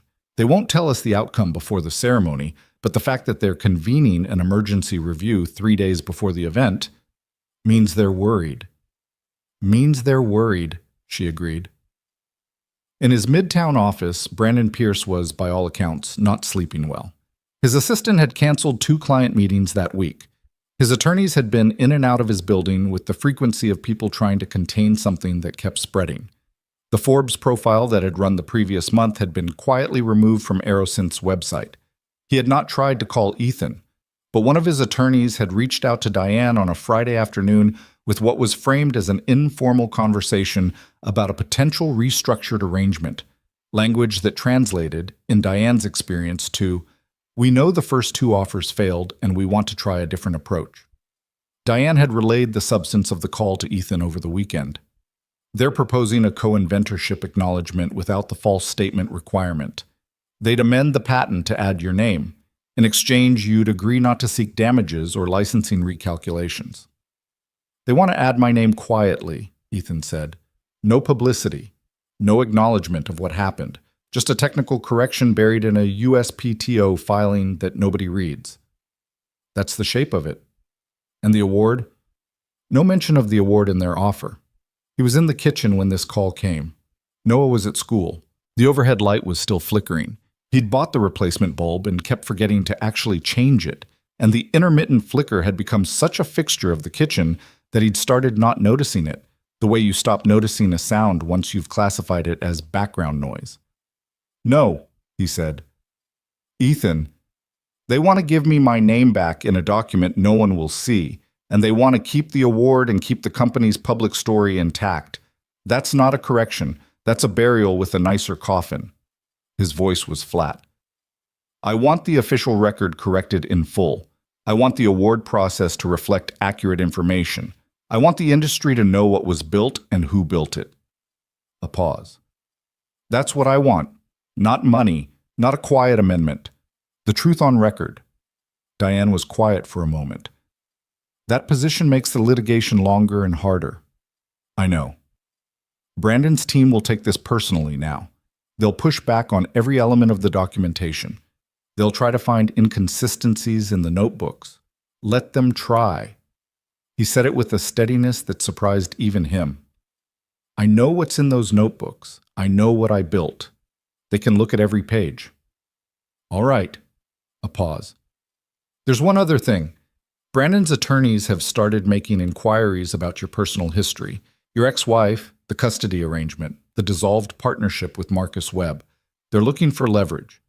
Anything they can use to question your character or your credibility." He'd expected this. Diane had warned him it was coming. "There's nothing to find." "I know. I've looked. But be prepared for them to try to make something out of nothing." A pause. "How are you doing?" "Not legally, actually." The question caught him slightly off guard, not because it was inappropriate, but because people didn't usually ask it directly. He looked at the flickering light above the kitchen table. "I'm okay," he said. Then more honestly, "I'm tired. It's a lot to carry alongside regular life. But I'm okay." "That's all you need to be," Diane said, and for the first time in their professional relationship, her voice had something in it that wasn't quite lawyerly, just human. "That's enough. We'll cut." The award ceremony was 4 days away when Sophia called with news that changed the shape of everything. Ethan was picking up Noah from school when his phone rang. He answered it hands-free as he pulled out of the parking lot, Noah in the back seat with his backpack still on, earbuds in. "The Foundation called," Sophia said without preamble. "Officially. They've suspended Brandon's award nomination pending a formal investigation into the patent's inventorship." He said nothing. He kept driving. The suspension was announced internally to the ceremony committee this afternoon. It'll be public by tomorrow morning. Their statement says the award has been suspended due to new information regarding the nominated work, and that an independent review will determine whether the nomination should be reinstated, withdrawn, or reconsidered. A pause. Their general counsel specifically mentioned the Okafor report as the triggering document. "He'll fight it," Ethan said quietly. "Of course he will." His attorneys released a statement within the hour calling it politically motivated and claiming there's no merit to the allegations. They're filing an injunction to try to force the foundation to reinstate the nomination before the ceremony. A pause. The injunction won't succeed. Foundation award decisions are discretionary and not subject to judicial oversight, but they'll file it anyway because filing it generates news. Noah had taken out one earbud. He was looking at the back of his father's head with the careful attention of a kid reading a situation he'd been told about. "Dad?" Noah said quietly. Ethan glanced in the rearview mirror. "I'm on the phone, buddy." "I know. Is it the thing?" Ethan hesitated. "Yeah." Noah put his earbud back in and looked out the window, but the set of his shoulders was different. A little straighter, Ethan thought, like someone bracing for something they'd decided they were ready for. "Ethan," Sophia said, "the foundation's suspension doesn't resolve the patent question. That's still going to take time, but it means that in 4 days, at that ceremony, in front of every major figure in the aerospace industry, the award that was going to be given to Brandon Pierce for work he didn't do alone is not going to be given." She paused. "That's not the end of it, but it's the first time the truth has been loud enough that the room has to stop and listen." He turned onto his street. The afternoon light was long and flat, the kind of autumn light that makes ordinary things look significant. "Is it enough?" he asked. "For now? Is it enough to make the rest of the process possible?" "It makes the rest of the process visible," she said, "which is a start." He pulled into the driveway and sat for a moment with the engine running. "Sophia." "Yes." "Thank you for the footnote thing." He paused, aware of how that sounded. "For reading it." A brief silence. "Get some rest," she said. "The next few days are going to be loud." She hung up. Noah had gotten out of the car and was standing on the front walk with his backpack, looking back through the windshield at his father with an expression that asked, without words, what just happened. Ethan got out of the car. He stood on the driveway in the long autumn light and looked at his son. "The award," he said. "The one they were going to give him. They've suspended it." Noah processed this. "Because of your notebooks?" "Partly, because of a lot of things." "Is that good?" "It's the beginning of good." He nodded toward the house. "Come on, I'll make dinner." "Is it going to be spaghetti?" "Probably." Noah made a face that was performatively disappointed but actually fine with it, and they went inside. In his midtown office, 12 floors up and 40 miles away, Brandon Pierce was on the phone with his lead attorney, and his voice, usually controlled, usually warm, usually the practiced instrument of a man who had spent years knowing exactly what effect his words would have, was none of those things. It was just scared. And in that glass and steel building where he had built a career on someone else's foundation, the crack that had always been there was finally running from floor to ceiling. The news broke on a Wednesday morning, the way bad news usually does. Not with any particular drama, just a press release and a timestamp and the quiet mechanical spread of information across industry newsletters and LinkedIn feeds and the inboxes of people who cared about such things. The National Aerospace Innovation Foundation statement was 14 sentences long. It confirmed the suspension of the award nomination, cited newly submitted documentation regarding the inventive process underlying the nominated technology, and stated that an independent panel had been convened to review the matter. It did not name Ethan Walker. It did not name Brandon Pierce, except in the context of the nomination itself. It was careful and institutional and said, between every line, that something was wrong without fully committing to what that something was. By 9 in the morning, Ethan's phone had received 11 calls from numbers he didn't recognize. He sent all of them to voicemail. 3 were journalists. 2 were from people who identified themselves as former colleagues of Brandon's who wanted to talk. 1 was from a man who said he'd worked at Aerosynth's early development team and had information that might be relevant, which was the kind of message that could mean anything from genuine whistleblower to opportunist attaching himself to a moving story. He forwarded that one to Diane. He went to work on a turbine inspection that had been scheduled for 2 weeks and tried to concentrate on the specific physical reality of the engine in front of him, the thing he could see and measure and trust, rather than the noise building in his peripheral awareness. He wasn't good at ignoring noise. He was better at it than he used to be, but he'd never been the kind of person who could fully compartmentalize, and the attempt to do it always cost him something. Diane called at 10:30. The injunction failed, she said. Federal judge dismissed it this morning. The foundation has full discretion over its award decisions, and Brandon's attorneys knew that going in, the filing was a pressure tactic, not a real legal argument. She paused. The ceremony is in 2 days. I know. Brandon's PR team released a statement an hour ago. They're calling the suspension a coordinated attack by a competitor, implying Sophia Bennett orchestrated it to eliminate Aerosynth from the marketplace. Ethan set down his wrench. They're going after Sophia. They're trying to reframe the story, make it about corporate competition rather than patent fraud. It's a standard move. When you can't defend the substance, attack the motive. A pause. Sophia's communications team is handling it. She's not worried. She should be a little worried. She says she isn't, and I've learned to take her at her word on that. Diane's voice had a dry edge that Ethan had come to recognize as her version of humor. There's something else. The former Aerosynth employee who left you that voicemail, I called him. His name is Ray Cortez. He was an early engineer at Aerosynth, came on in the first year. He says he saw internal documentation during the company's setup phase that listed you as a co-inventor. The documents were later revised. He kept a copy. Ethan stood very still in the hangar. Outside, a small plane was taxiing somewhere nearby, the engine sound rising and falling. He kept a copy. He says he kept it because something felt wrong at the time and he didn't know what to do with it. He's been carrying it for 6 years. A pause. He's willing to provide it under oath. There was a specific feeling that came with that information, not elation, because Ethan had trained himself to be careful with anything that felt like victory before it was finished. But something adjacent to relief. The relief of finding out that the thing you knew to be true had a witness who knew it too, that you hadn't been alone in the room when it happened. Get him in front of Diane, Ethan said, already scheduled for tomorrow morning. Well, he told Sophia about Ray Cortez that evening. She was in Manhattan by then. She'd come in for the ceremony, which was happening whether Brandon received an award or not, because the aerospace industry's annual gala was a separate event from the award presentation itself, and because Sophia had obligations there that predated all of this. She called him at 7:30 when Noah was in bed and the house was quiet. Diane told me about Cortez, she said. That's significant. It put someone else in the room, Ethan said. Someone who saw it from inside Aerosynth. His testimony combined with the notebooks and the Okafor report, she stopped. This is becoming a case that's very hard to walk back from.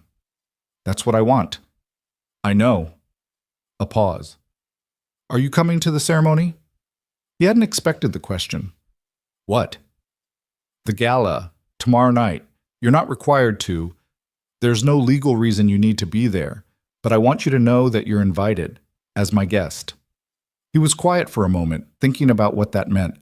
A room full of aerospace industry executives, journalists, the full weight of the professional world that had been, for 6 years, the backdrop against which Brandon Pierce had built his false legacy. Ethan had been invisible to that world, by choice, partly, by circumstance, mostly. The quiet shop near the regional airport, the one-man operation, the invoice that charged fair prices. It's not my world, he said. It could be. Sophia, I'm not saying it is right now, I'm saying it has a right to be. She paused. And I think there's value in you being in that room when the announcement holds. Not to make a scene, there won't be one. Just to be present. To exist in that space as yourself, with your name, while the thing that was built on top of your work starts to come apart. He looked across the kitchen at the overhead light, which had finally stopped flickering. He'd replaced the bulb 2 days ago, finally, because Noah had pointed at it and said, Dad, That's been broken forever with enough patient exasperation that Ethan had gotten up and fixed it within the hour. The kitchen looked different without the flicker, more stable somehow, more like itself. "All right," he said. "Good." A pause. "Wear something that isn't a work jacket." "I'll do my best." He heard something that might have been a smile in her voice before she hung up. The Meridian Grand was a hotel in Midtown Manhattan that occupied a full city block and had been hosting industry events since before most of the people attending had been born. Its ballroom could seat 800. On the night of the National Aerospace Innovation Gala, it was seating 743, which was close enough to capacity that the room had the particular density of sound and heat and human proximity that made everything feel slightly more significant than it might have in a half-empty space. Ethan arrived 20 minutes late because the train from New Jersey had run on a delay that the MTA had communicated to him via a single cryptic notification on his phone, and because he'd spent longer than planned trying to find a shirt that didn't look like something he'd wear to a maintenance inspection. He'd settled on a dark navy shirt and the one blazer he owned, which he'd bought 3 years ago for a custody mediation hearing and had worn 4 times total. He found Sophia near the entrance to the ballroom with a glass of water in one hand and her phone in the other, talking to a man in an expensive suit who appeared to be telling her something she already knew. She spotted Ethan across the lobby and said something brief to the man, who moved away, and she crossed to where Ethan was standing. "You made it," she said. "Train was late." She looked him over once, not appraisingly, just noting the context. "How are you doing?" "Honestly, uncomfortable." He looked around at the lobby. The chandeliers, the carpet that cost more per yard than his monthly hangar lease, the density of people who moved through spaces like this without thinking about it. "This is not my natural habitat. Mine either, originally." She said it without sentimentality, just as a fact. You learn to move through it without letting it move you. She tilted her head toward the ballroom. "Brandon is here. He arrived 40 minutes ago with 4 people, 2 of whom are attorneys. He came anyway. He was always going to come. Staying away would have been an admission. He's going to sit in that room and let people see him, and his attorneys are going to make noise, and he's hoping the suspension looks like a procedural technicality rather than what it actually is." A pause. "He doesn't know about Ray Cortez yet. Diane filed the supplemental evidence this afternoon. He'll know by tomorrow." They moved into the ballroom together.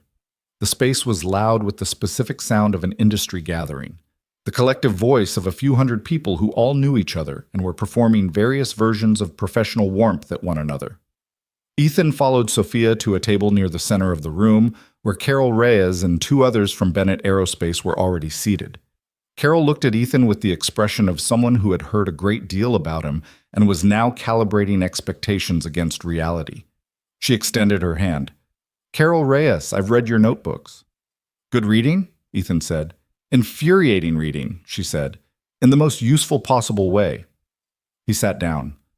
The table had a view of the stage, the podium, the backdrop with the Foundation's logo, the particular theatrical staging of an event where something important was supposed to happen.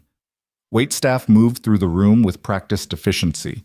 The noise settled into a comfortable register, and then, across the room, Ethan saw Brandon Pierce for the first time in 6 years. He was at a table near the stage, center front, the table that would have been reserved for the award recipient.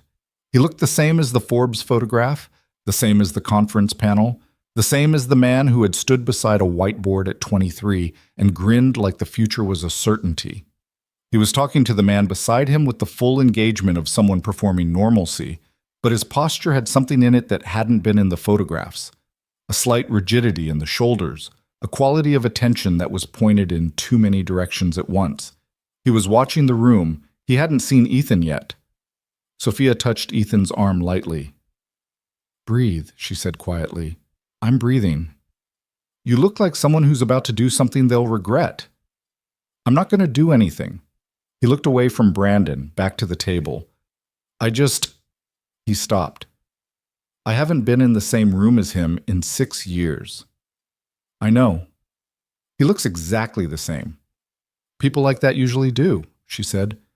"Right up until they don't." The program began at 8. The foundation's chairman gave an opening address about innovation and excellence and the industry's forward momentum, which was the kind of speech that was designed to be heard without being listened to. Awards in several minor categories were presented with the usual ceremony: plaques and applause and brief speeches about gratitude and teams and the collaborative nature of engineering progress, the last of which landed in Ethan's chest with a specific weight that he managed to keep off his face. The Innovation Award was the final category of the evening. Ethan knew it was coming when the chairman returned to the podium with a slightly different energy, more deliberate, more careful, the energy of someone who was about to say something that the room didn't entirely expect. The National Aerospace Innovation Award, the chairman began, represents the highest recognition our foundation can offer. It is given not merely for technical achievement, but for the integrity of that achievement, for work that advances our industry and reflects the values on which this foundation was built. The room was quiet. Not the comfortable quiet of an audience waiting for the next moment, but a different kind, a listening quiet, the kind that happens when people have heard enough about something to know that the next sentence matters. This year's award in the Diagnostic Systems category has been suspended pending an independent review of the nominated work's inventive origins. The chairman said it evenly, without drama, reading directly from the prepared statement. The Foundation's board has determined that new information requires a thorough examination before any recognition can be responsibly conferred. We are committed to ensuring that the awards presented under this foundation's name accurately reflect true authorship and genuine contribution. The room did not erupt. It didn't go loud. It did something in some ways more significant. It went very still for about 4 full seconds, the specific stillness of 700 people simultaneously processing something and not yet deciding how to respond to it.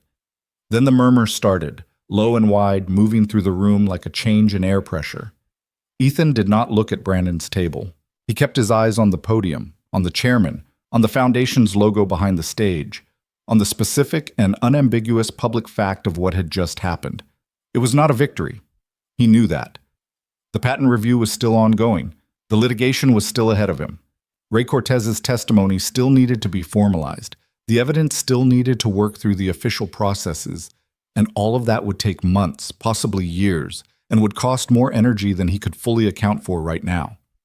But something had happened in this room tonight that couldn't be undone. The award that had been built on his work had not been given. In front of every significant figure in the aerospace industry, in the most visible venue the field had, a line had been drawn. The question had been asked publicly. And questions asked publicly, Ethan had learned, had a momentum of their own. He felt Sophia's attention on him from across the table and looked over. She raised her water glass slightly.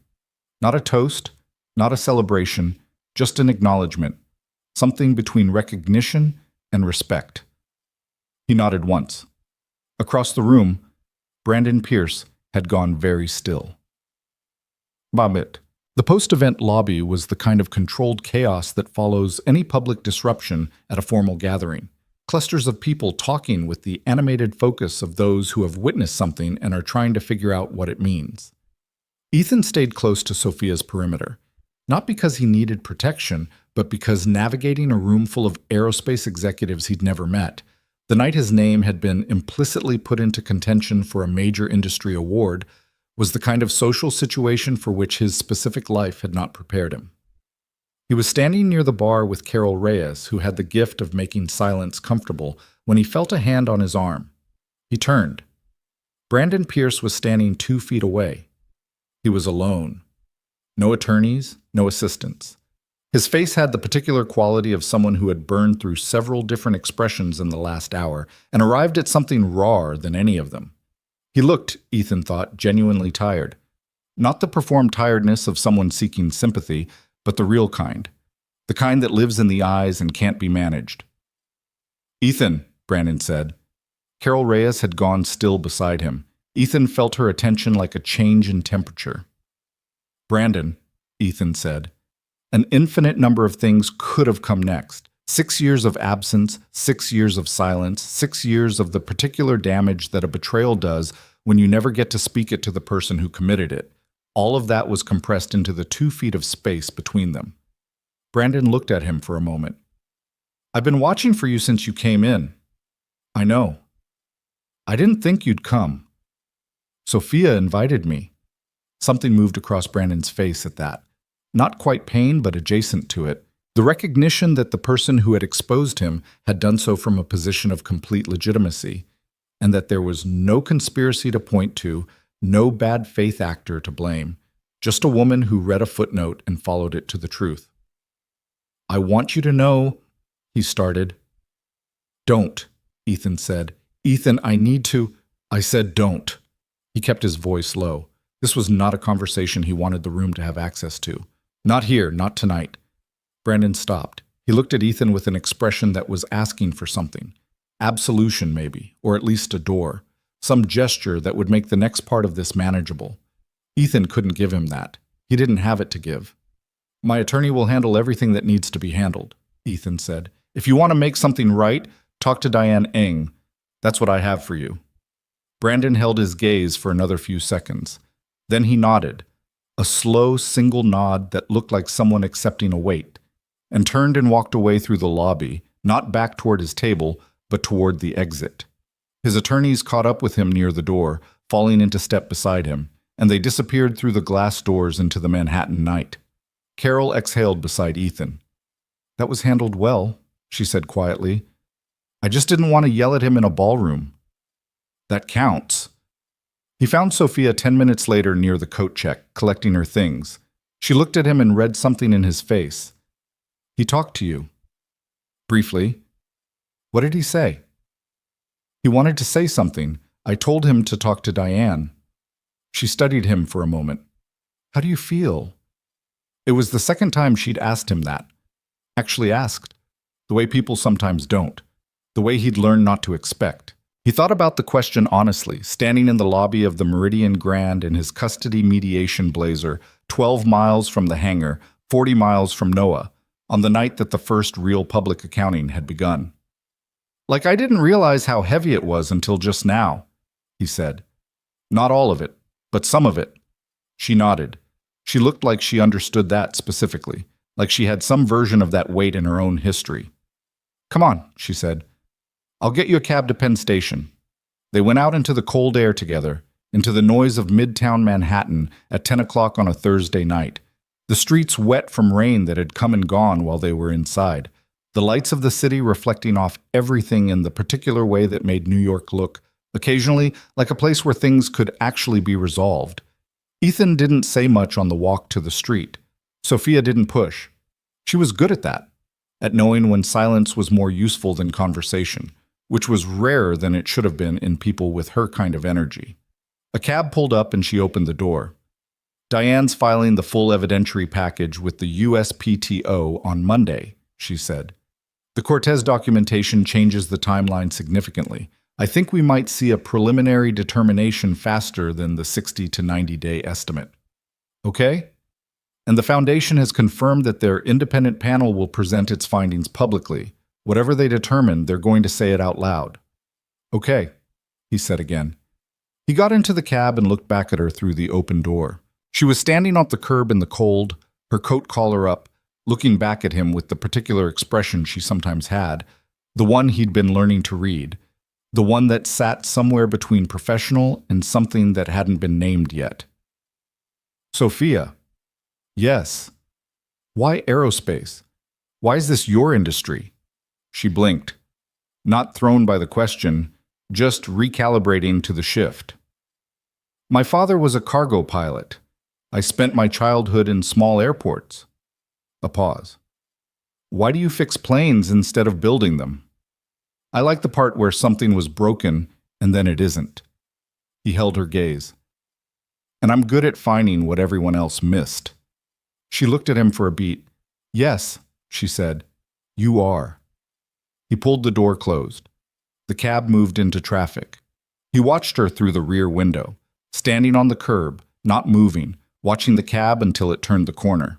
He sat back and looked at the city streaming past the windows and felt, underneath everything else, something that had been missing for so long that he'd stopped cataloging its absence. Not happiness, exactly. Not relief. Not yet. Something quieter than those things. Something that had to do with the fact that he had put his name in a footnote, and someone had read it, and the machinery of truth, slow and imperfect and expensive as it was, had begun to turn. But 3 days later at 7 in the morning, Ethan's phone rang. He was in the kitchen, Noah already at the table eating cereal, the overhead light burning steady and clear. It was Diane. "I have something to tell you," she said, and her voice had something in it that he hadn't heard before. Not exactly excitement, because Diane Eng was not a person who did excitement, but a quality of contained energy, like someone holding something still while it wanted to move. "Tell me," he said. "Ray Cortez's documentation includes something we hadn't anticipated." The original internal company record, the one he copied, isn't just a co-inventor listing. It's a board memo from Aerosynth's first year of operation. Brandon Pierce wrote it to his co-founders. In it, he describes the technology's origin, including a pause, deliberate, including a direct reference to Ethan Walker as the primary developer of the detection methodology, and a discussion of why, quote, keeping the filing clean would be in the company's best interests. The kitchen was quiet. Noah was eating cereal, looking at his phone, not paying attention to his father's face. "He wrote it down," Ethan said, "in a company memo, to his own board." Diane paused. "He knew. He always knew. And he documented that he knew because he needed his co-founders to understand the risk they were taking on, so they could make informed decisions." Another pause. "People do strange things when they're building something. They want the people around them to know the full picture even when they can't afford to let anyone outside see it." Ethan sat down in a kitchen chair. Noah looked up at the movement, registered something in his father's face, and set his phone down. "Dad?" Ethan held up one finger, 1 minute, and said into the phone, "What does it mean for the case?" "It means that the inventorship correction isn't just supported by your notebooks and an expert report and a corroborating witness. It's supported by the inventor's own written acknowledgement that you were the primary developer." Diane's voice was even and deliberate. "It means that the miscommunication with the attorney explanation is gone. It means that the word fraud is now applicable in a way that it wasn't before." A pause. "It changes the shape of this significantly." "Does Brandon know?" "His attorneys received the supplemental filing 40 minutes ago." Ethan looked across the kitchen table at his son, who was watching him with that patient, serious attention, the dark eyes that saw everything. "Okay," Ethan said. "Thank you, Diane." He hung up. Noah was still watching him. What happened? Ethan set the phone on the table and looked at his kid for a moment. 9 years old, bowl of cereal, the morning light through the window, the steady overhead bulb that wasn't flickering anymore. "Remember when I told you about the person who took something from me and that I was fighting to get it back?" "Yes." "We found something, a document that makes it very hard for him to keep pretending it didn't happen." Noah thought about this. "Did he write it down?" "He wrote it down." Noah was quiet for a moment, then, "That was stupid of him." Ethan almost laughed. "Yeah," he said. "It was." Noah picked his spoon back up. "Good," he said, with the clean finality of someone who had filed the information under resolved and was ready to go back to his cereal. "People shouldn't take things and then pretend they didn't." "No," Ethan said, "they shouldn't." He sat in the kitchen with his son, in the steady light of an ordinary morning that was not, in fact, ordinary at all, and let the weight of the last several weeks settle around him differently than it had before. Not lifted, not gone, but redistributed somehow, carried differently. The way a thing changes when you know, finally and certainly, that the truth you've been holding is not yours alone to carry. Someone else had written it down. Brandon Pierce, in a memo to his own board, had written it down.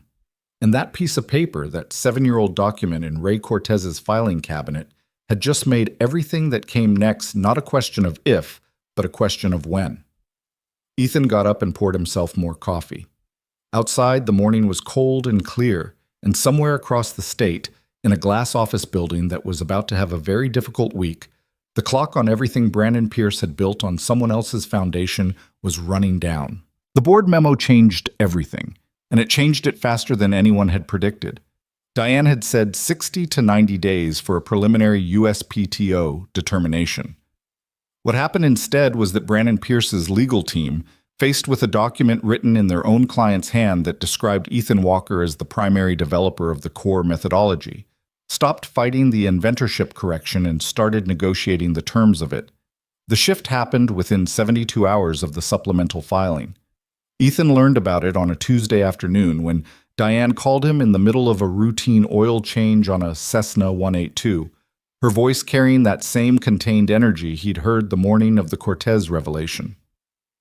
"They want to talk settlement," she said. "We've done settlement talks," Ethan said. He had grease on his hands and the phone wedged between his ear and shoulder. "Twice. This is different. Before, they were offering money to make you go away. Now they're asking what it would take to resolve the inventorship question without full litigation." A pause. "That's a different conversation. That's a conversation where they know they're going to lose the underlying claim, and they're trying to control how the loss looks. What do they want? They want a consent agreement rather than a contested USPTO proceeding. Faster, quieter, no public hearing where experts testify about the memo and the notebooks in front of an administrative judge." She paused. "What they want and what they get are two different things. But I need to know what outcome you're actually after before I sit down with them." He set down his wrench and wiped his hands on the rag that was never clean enough. He'd thought about this question for weeks, had been thinking about it in various forms since the first day Sophia sat across from him in the same hangar office and asked him why he'd put the footnote in the service report. "I want the patent corrected," he said. "My name on it as co-inventor. Official, public, permanent. Not an amendment buried in the USPTO database. I want it done in a way that the foundation, the industry, the licensing partners all have to acknowledge. That's achievable. I want the licensing agreements restructured. The royalties that have been paid on work I co-created, I don't need all of it. I'm not trying to bankrupt the company. But there needs to be a retroactive acknowledgement and a going-forward arrangement that reflects actual ownership. Also achievable. What else?" He hesitated. "I want Brandon to make a public statement. Not a legal document, not a press release drafted by attorneys. A statement in his own words that accurately describes what happened." Diane was quiet for a moment. "That one's harder. His attorneys will resist it because it exposes him to further liability. Anything he admits publicly can be used against him in civil proceedings." "I know, I'm not asking for a confession to a crime. I'm asking for an honest account of how the patent came to be filed the way it was." He paused. "People in this industry have been told a story for 7 years. I want them to hear a different one from the person who told it." "Ethan, if you won't do that," Ethan said, "then we go to the full proceeding, and the memo goes in front of the administrative judge, and the notebooks go in, and Ray Cortez testifies under oath, and we let the process run its course." He picked his wrench back up. "I'm not in a hurry. I've been waiting 7 years. I can wait a little longer." Diane was quiet for 3 full seconds, which for Diane Ing was a long time. "All right," she said. "I'll take that to them." Mug. The negotiation took 4 weeks. They were not 4 easy weeks. Brandon's attorneys pushed back on every element, tested every boundary, offered alternatives that were technically compliant with the letter of what Ethan had asked for while gutting the spirit of it. Public statements with language so lawyered it said nothing, royalty arrangements with formulas that looked fair on paper and weren't, patent corrections timed and phrased to minimize press coverage. Each time Diane came back to Ethan with the counteroffer, and each time Ethan said some version of "no, that's not what I asked for," and each time Diane went back. It was exhausting. It was also, in a way that Ethan hadn't quite anticipated, clarifying. Every refusal told him something about what he actually needed from this, separated the things that mattered from the things that were just noise. He wasn't trying to destroy Brandon Pierce. He didn't want Aerosynth to collapse. There were 40 employees at that company who had nothing to do with what their founder had done in 2018, and they didn't deserve to lose their jobs over it. He didn't want money in quantities that would complicate his life. He wanted his name in the right place. He wanted the record to say the true thing. He wanted his son to be able to look it up. That was the whole of it. And when he held that clearly, the negotiations were less painful than they might have been, because he always knew exactly which line he was standing on. Sophia called every few days. sometimes with updates from her own legal team, who were negotiating the licensing restructure in parallel. Sometimes just to check in, which she did in her particular way. Direct, brief, without a lot of scaffolding. She would ask how things were going, he would tell her accurately, she would give him whatever information was relevant from her end, and then sometimes the conversation would go somewhere else. They talked about her company's expansion into sustainable aviation fuel infrastructure. They talked about Noah's school project on the Wright brothers, which Noah had approached with the focused intensity of someone who had recently developed a personal relationship with the idea that inventors deserved credit. They talked about a carburetor problem on a 1974 Piper Cherokee that Ethan was finding genuinely interesting in the specific way that old aircraft problems were interesting. The engineering of a different era, solving different constraints with different assumptions. He noticed at some point that he was looking forward to those calls, not just the informational ones, the other ones. He wasn't sure what to do with that noticing yet, so he mostly just let it sit there and focused on the work in front of him. The agreement was reached on a Thursday morning, 6 weeks after the supplemental filing, 22 days after the gala. Diane called him at 8 in the morning while he was driving Noah to school. "They signed," she said. He pulled over to the side of the road. Noah looked up from the book he was reading. "What?" Noah said. "1 second," Ethan told him. Into the phone. "All of it?" "All of it." Diane's voice had something in it that he'd never quite heard from her before. A warmth underneath the professionalism. The sound of someone who had worked for something and watched it come through.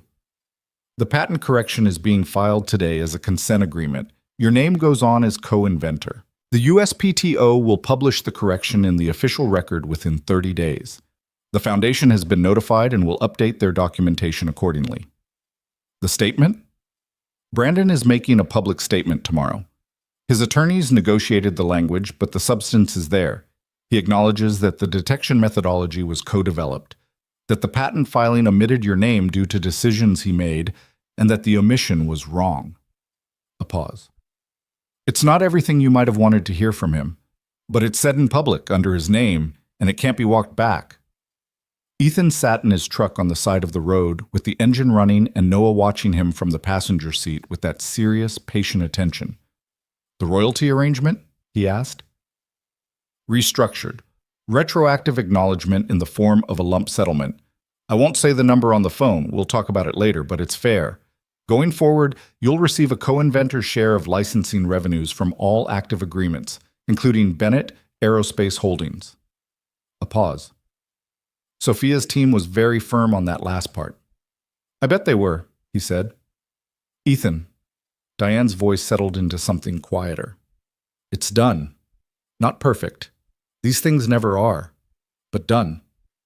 He looked out the windshield at the ordinary street, the ordinary morning, the school 3 blocks away where his son would spend another day being 9 and learning things and eating lunch with his friends, and not yet knowing that his father's name had just been put back in the place where it belonged. "Thank you," he said, "for everything." "Thank your footnote," Diane said. "I just followed the paper." He hung up and sat there for a moment. Noah closed his book. "Dad." "Yeah. Was that it? Is it done?" "It's done." Noah looked at him carefully, the way he always did when he was deciding whether the adult version of a thing matched the reality of it. "Are you happy?" Ethan thought about that. Happy was a word that didn't quite fit the shape of the feeling. It was too simple, too clean, too single-noted for something that had this much history in it. What he felt was more complicated than happy.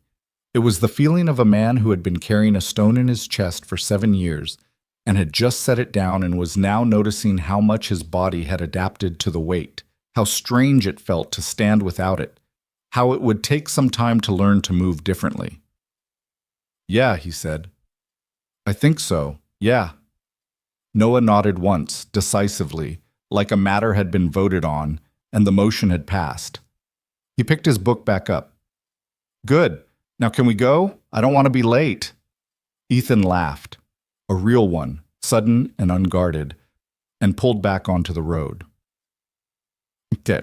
Brandon Pierce's public statement went out on a Friday morning. It was posted on the Aerosynth website, sent to industry publications. and distributed by his attorneys to the Foundation and to the USPTO. It was 3 paragraphs long. The first paragraph described the development of the Aeroscan technology in language that, for the first time, used both names. The core detection methodology was developed collaboratively by Brandon Pierce and Ethan Walker during their graduate research at the University of Michigan. The foundational work was substantially Ethan Walker's. That sentence, substantially Ethan Walker's, had been the last thing Brandon's attorneys had fought to remove from the statement, and the last thing Diane had refused to let go. It was 5 words. It was also, in the context of 7 years of a company built on the opposite claim, the most significant 5 words in the document. The second paragraph acknowledged the patent filing. The 2018 patent application was filed under my name alone. This was a decision I made, and it was wrong. The correct co-inventor should have been listed from the beginning. The third paragraph was the one that Ethan read 3 times. It was the shortest. It said, "I am sorry to Ethan Walker for the professional and personal harm this caused him over many years. This statement does not undo that harm. It is the most I am able to offer, and it is insufficient. I offer it anyway." Ethan sat in the hangar office with the printed statement in his hand and read that last paragraph 3 times, and then set the paper on the desk and looked at it. It was not, as Diane had said, everything. It did not give back the 6 years. It did not give back the money he hadn't made, the sleep he hadn't gotten, the conversations he'd had with himself in parking lots and garages about whether it was worth fighting and whether anyone would ever care about the truth. It did not give back the version of his career that might have existed if his name had been on the patent from the beginning. The partnerships, the visibility, the open doors in an industry that rewarded the credited and ignored the uncredited. But it was said in public, under Brandon's name, in the official record that his son would one day read. He folded the paper and put it in the same filing cabinet where he kept Noah's birth certificate. The industry response was not what Ethan had expected, mostly because he hadn't let himself form expectations about it. He'd been deliberately careful about that, about not needing the world to react in a particular way, because needing things from the world was how you set yourself up to be disappointed by it. But it happened anyway. Dr. Sandra Okafor, the Caltech expert who had written the 43-page technical analysis, published an editorial in Aviation Systems Quarterly that walked through the development of the Aeroscan methodology and identified clearly and publicly the specific contributions that were documented in Ethan's notebooks. She was precise and technical and completely without editorializing, which somehow made it more devastating to Brandon's legacy and more significant to Ethan's than any more emotional account would have been. 3 aerospace engineering publications contacted Ethan for interviews. He gave one of them, a technical interview, not a personal one, focused on the methodology itself and the engineering problems it solved. He talked about the rolling vibration threshold analysis, the way he always talked about work he found genuinely interesting, which was to say with more animation than he usually showed about most things. The interviewer, a woman who had been covering the industry for 20 years, told him afterward that she hadn't expected him to be so passionate about the technical side of it. And he'd said, slightly confused, "What else would I be passionate about?" which she seemed to find both funny and illuminating. The Foundation announced that the Innovation Award for Diagnostic Systems would be reconsidered in the following year's cycle, with Ethan Walker listed as eligible nominee. He received this information from Sophia, who called to tell him in a tone that suggested she expected him to be pleased and was braced for him to be characteristically understated about it. "They're going to consider you for the award," she said. "Okay," he said. "Ethan." "What?" "That's a significant thing." "I know." He was in the hangar. He was always in the hangar when she called. He'd started to notice that. "I appreciate it. I do. He paused. "The award isn't the thing. The award was never the thing." "What's the thing?" He thought about how to say it. "Noah's going to study engineering someday. I'm pretty sure of it. And when he does, he's going to come across the Aeroscan system in a textbook or a course or a technical manual, and it's going to have my name on it as co-inventor. And he'll know, not because I told him, but because the record says so, that his father built something real." He paused. "That's the thing." The silence on Sophia's end was not the silence of someone with nothing to say. It was the silence of someone who had just heard something that had landed precisely and was letting it. "Come to New York this weekend," she said. He blinked. "What?" "I'm not asking you to a business meeting. I'm asking you to come to New York this weekend." "Saturday. There's a museum exhibit on the history of aviation diagnostics that I've been meaning to see, and Noah would probably find it interesting, and I'd like to—" She stopped, recalibrated. "I'd like to see you both. Not about the case, just because I'd like to." It was the most unguarded thing she'd said to him in the months they'd been working through this together. He could hear it in her voice, the slight departure from her usual precise control, the small vulnerability of saying "I'd like to" without a professional reason attached. He looked around the hangar. The Beechcraft was done. The Cherokee was done. There was nothing on the schedule for Saturday that couldn't move. "Noah likes exhibits," he said. "Is that a yes?" "That's a yes." He could hear the smile before she managed to neutralize it. "Good. I'll send you the details." Well, they went on a Saturday in November, when the city had gone cold and bright, and the trees in Central Park were stripped down to their bones, and the light had that particular quality of late autumn in New York. Low and direct, making everything cast a longer shadow than usual. The exhibit was at the Intrepid, which Noah thought was the best possible venue for any exhibit about anything because it was on an aircraft carrier, which immediately elevated it to the highest tier of places he had ever been.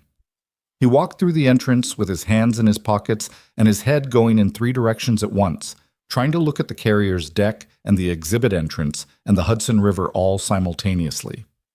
Sophia met them outside.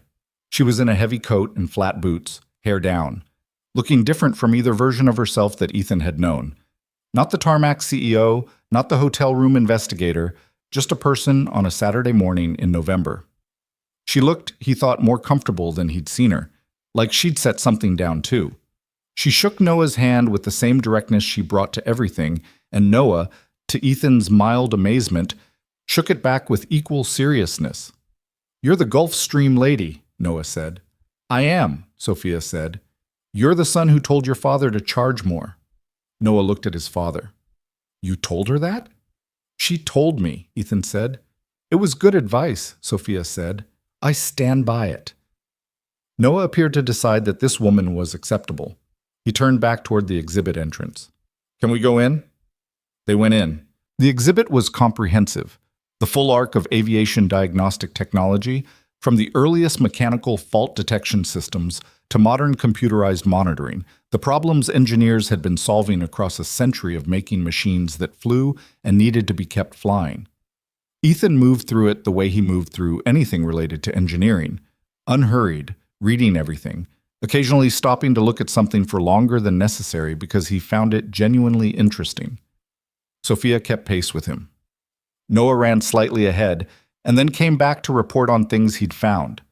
They were in a section near the end of the exhibit, Modern Avionics Diagnostics, the Contemporary Systems, when Noah stopped in front of a display panel and called back without particular drama, "Dad, come look at this." Ethan walked over. The panel was describing Aeroscan, the history of the system, its development, its applications across commercial and private aviation. It was a general audience description, not highly technical, the kind of language a museum used to make engineering accessible. And at the bottom of the panel, in the source citations, there was a reference to the corrected patent filing, with both names. Adaptive Ground Fault Detection System for Multibus Avionics Architecture. Co-inventors: Brandon Pierce, Ethan Walker. Noah was looking at it with a particular expression, not excitement, not surprise. Something more settled than those things. The expression of someone seeing a thing they already knew to be true, confirmed in a place where strangers could read it. "There it is," Noah said. "There it is," Ethan agreed. They stood there together for a moment, the 3 of them, in the particular quiet of an exhibit space where the sound of other visitors moved around them like water around stones. Ethan looked at his name on the panel and felt something that he didn't try to analyze or articulate, just let it be what it was. The specific and irreducible feeling of a man who had spent 7 years being invisible to the official record and was, in this moment, no longer. Sophia was standing slightly behind him. She didn't say anything. She didn't need to. She had understood from the beginning what this was really about, had followed the footnote to its source, had committed resources and time and professional capital to making this moment possible, and she was standing in it now without claiming any of it for herself. That, Ethan thought, told you everything about a person. Noah read the panel one more time, then looked up at his father. "Can we see the aircraft deck?" "Yeah," Ethan said. "Let's go see the deck." They spent 3 hours on the Intrepid. Noah asked 11 questions that the exhibit staff couldn't answer, and 2 that Ethan could, which was the ratio Noah typically achieved in any educational environment. He bought a patch from the gift shop, an embroidered carrier badge, and wore it stuck to his jacket sleeve the entire train ride home, which Ethan suspected he would also wear to school on Monday, school dress code being a rule that Noah observed with the selective compliance of a child who had decided that patches were not technically in violation. On the platform at Penn Station, waiting for the train back to New Jersey, Sophia stood with them because she was heading uptown and hadn't left yet, and the natural endpoint of the goodbye kept extending, the way goodbyes do when no one is quite ready for them. "He's a good kid," she said, watching Noah, who had wandered to the edge of the platform to look at the train schedule board with apparent deep interest. "He's better than I deserve," Ethan said. "Don't do that." "Do what?" "Undersell yourself on the thing you're most responsible for." She looked at him with the particular directness she used when she meant something. "He's good because of how you raised him. That's not modesty. It's just wrong math." He looked at her. "You're very comfortable correcting my math." "Someone has to be." A pause. The platform noise moved around them. Announcements, arrivals, the percussion of a busy Saturday at Penn Station. "Ethan." "Yeah." "I'd like to when this is formally—" She stopped. Started again. He noticed that she rarely started things over. She was usually too precise for it. "I'm not good at this particular kind of conversation." "Neither am I," he said, which was true and also somehow made it easier. She looked at the middle distance for a moment, then back at him. "I'd like to not disappear from your life when the legal process wraps up. I'd like to stay in it, in whatever way makes sense." A pause. "I don't know exactly what that looks like." "Neither do I," he said again. "That doesn't bother you?" He thought about that honestly. 6 months ago, it might have. He'd spent years building his life around knowable quantities, manageable variables, things he could predict and plan for. The unknowable had done enough damage to him that he'd gotten careful about inviting more of it in. But this was a different kind of unknown. Not the kind that threatened what he'd built. The kind that added to it. "No," he said. "It doesn't bother me." The train announcement came. Noah appeared at Ethan's side with the automatic timing of a kid who had learned to monitor his father's awareness of train schedules.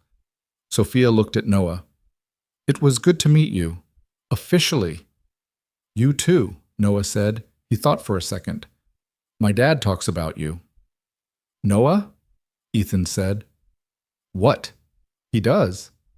Noah looked at Sophia with the directness of a child who had not yet learned to be embarrassed by accurate statements. "He uses your regular voice when he talks about you, not his phone voice." Sophia blinked. "His regular voice?" "He has different voices for different people. His phone voice is—" Noah demonstrated a brief, clipped professional tone. "But when he talks about you, it sounds normal." He considered this as though it were straightforwardly factual. "I think that means he likes you." There was a moment of silence that Ethan filled by looking very intently at the train. "Good to know," Sophia said, and there was something in her voice that she made no attempt to suppress, something warm and genuine and not at all controlled. She looked at Ethan. "Regular voice." "We have a train to catch," Ethan said. "You do." She stepped back. "Text me when you get home." "Okay." They boarded. Ethan found seats and Noah pressed his face to the window as the train began to move, watching the platform recede. And Sophia on it, one hand raised, watching them go. "Dad," Noah said. "Yeah." "You should call her." "I literally just agreed to text her when we get home." "That's not what I mean." Noah peeled away from the window and looked at his father with an expression of infinite 9-year-old patience. "I mean, call her. like an actual call, to just talk, not about the patent stuff. Ethan looked at his son. When did you get so confident about other people's lives? I pay attention, Noah said, and put his earbuds in and turned back to the window. The train moved through the tunnel under the river and came out into the gray November afternoon on the New Jersey side, the skyline of Manhattan receding behind them, the familiar flat landscape of exit ramps and industrial buildings, and the particular geography of a life that was modest and real and honestly earned. Ethan leaned back in his seat and looked at the ceiling of the train car and thought about the 7 years and about what they'd cost him and about what they'd built in him despite themselves. The patience, the precision, the specific knowledge of how to find the thing everyone else had missed, the ability to sit with a problem until it told you the truth. Those things hadn't come from the easy years. They'd come from the hard ones. He didn't feel grateful for the theft. He wasn't built for that particular kind of acceptance. But he could look at what he'd become in the wreckage of it and find something worth keeping. His name was on the patent now. His name was on that museum panel, and on the USPTO record, and on the corrected licensing agreements, and on Dr. Okafor's published analysis, and on the Foundation's updated documentation. His name was in every place it should have been 7 years ago, restored by evidence and time, and the stubborn insistence of a footnote that someone had actually bothered to read. And his son was sitting next to him with his face turned to the window, wearing a patch on his jacket sleeve, going home. That night, after Noah was in bed, Ethan sat at the kitchen table in the steady light of the overhead bulb, fixed, no longer flickering, a small thing that had somehow started to represent something larger to him. And he thought about what Diane had said on the morning the memo was discovered. Thank your footnote. I just followed the paper. He'd put his name in a footnote because it was the only place he had left to put it, because he'd been trained to document and attribute and acknowledge, and he'd kept doing it even when the system that was supposed to reward that had failed him completely. He'd kept doing it in an empty hangar in New Jersey, in service reports that nobody was going to read, charging fair prices to people who expected to be overcharged, doing the work honestly because the work was the work, regardless of whether anyone was watching. He hadn't done it as a strategy. He hadn't done it because he expected it to lead anywhere. He'd done it because it was what you did when you were the kind of person he was. And the kind of person he was, it turned out, was worth being. Not because it had been rewarded, but because it had been right.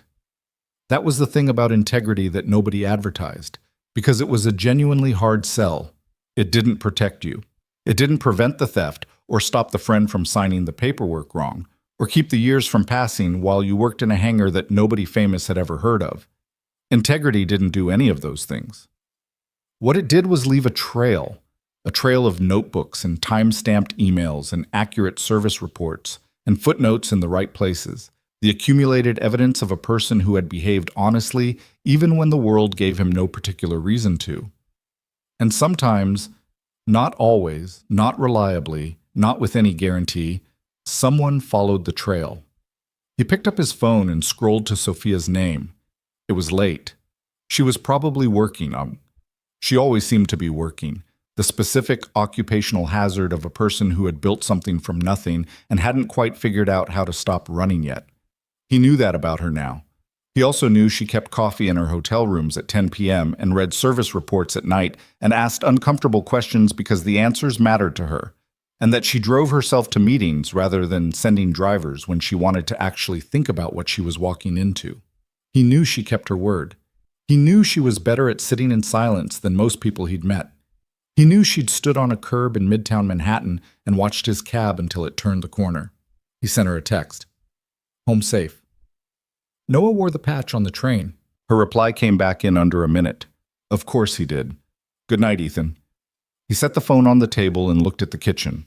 The steady light, the scratch table, the refrigerator with Noah's latest drawing on it, the window over the sink showing nothing but his own reflection in the dark outside. It was not a dramatic life. It had never been. It was a life built at close range, in real materials, by a man who had been knocked sideways by something terrible and had gotten back up and built anyway. It had gaps in it and rough edges, and the particular wear marks of years lived without much margin. It was not the life he'd imagined at 23, standing in front of a whiteboard full of equations, sure the future was a certainty. It was better, actually, in the ways that mattered. His name was on the patent. His son was asleep down the hall. And somewhere in Manhattan, a woman who had read a footnote was going to get a call from him tomorrow. Not his phone voice. His regular one. He turned off the kitchen light and went to bed.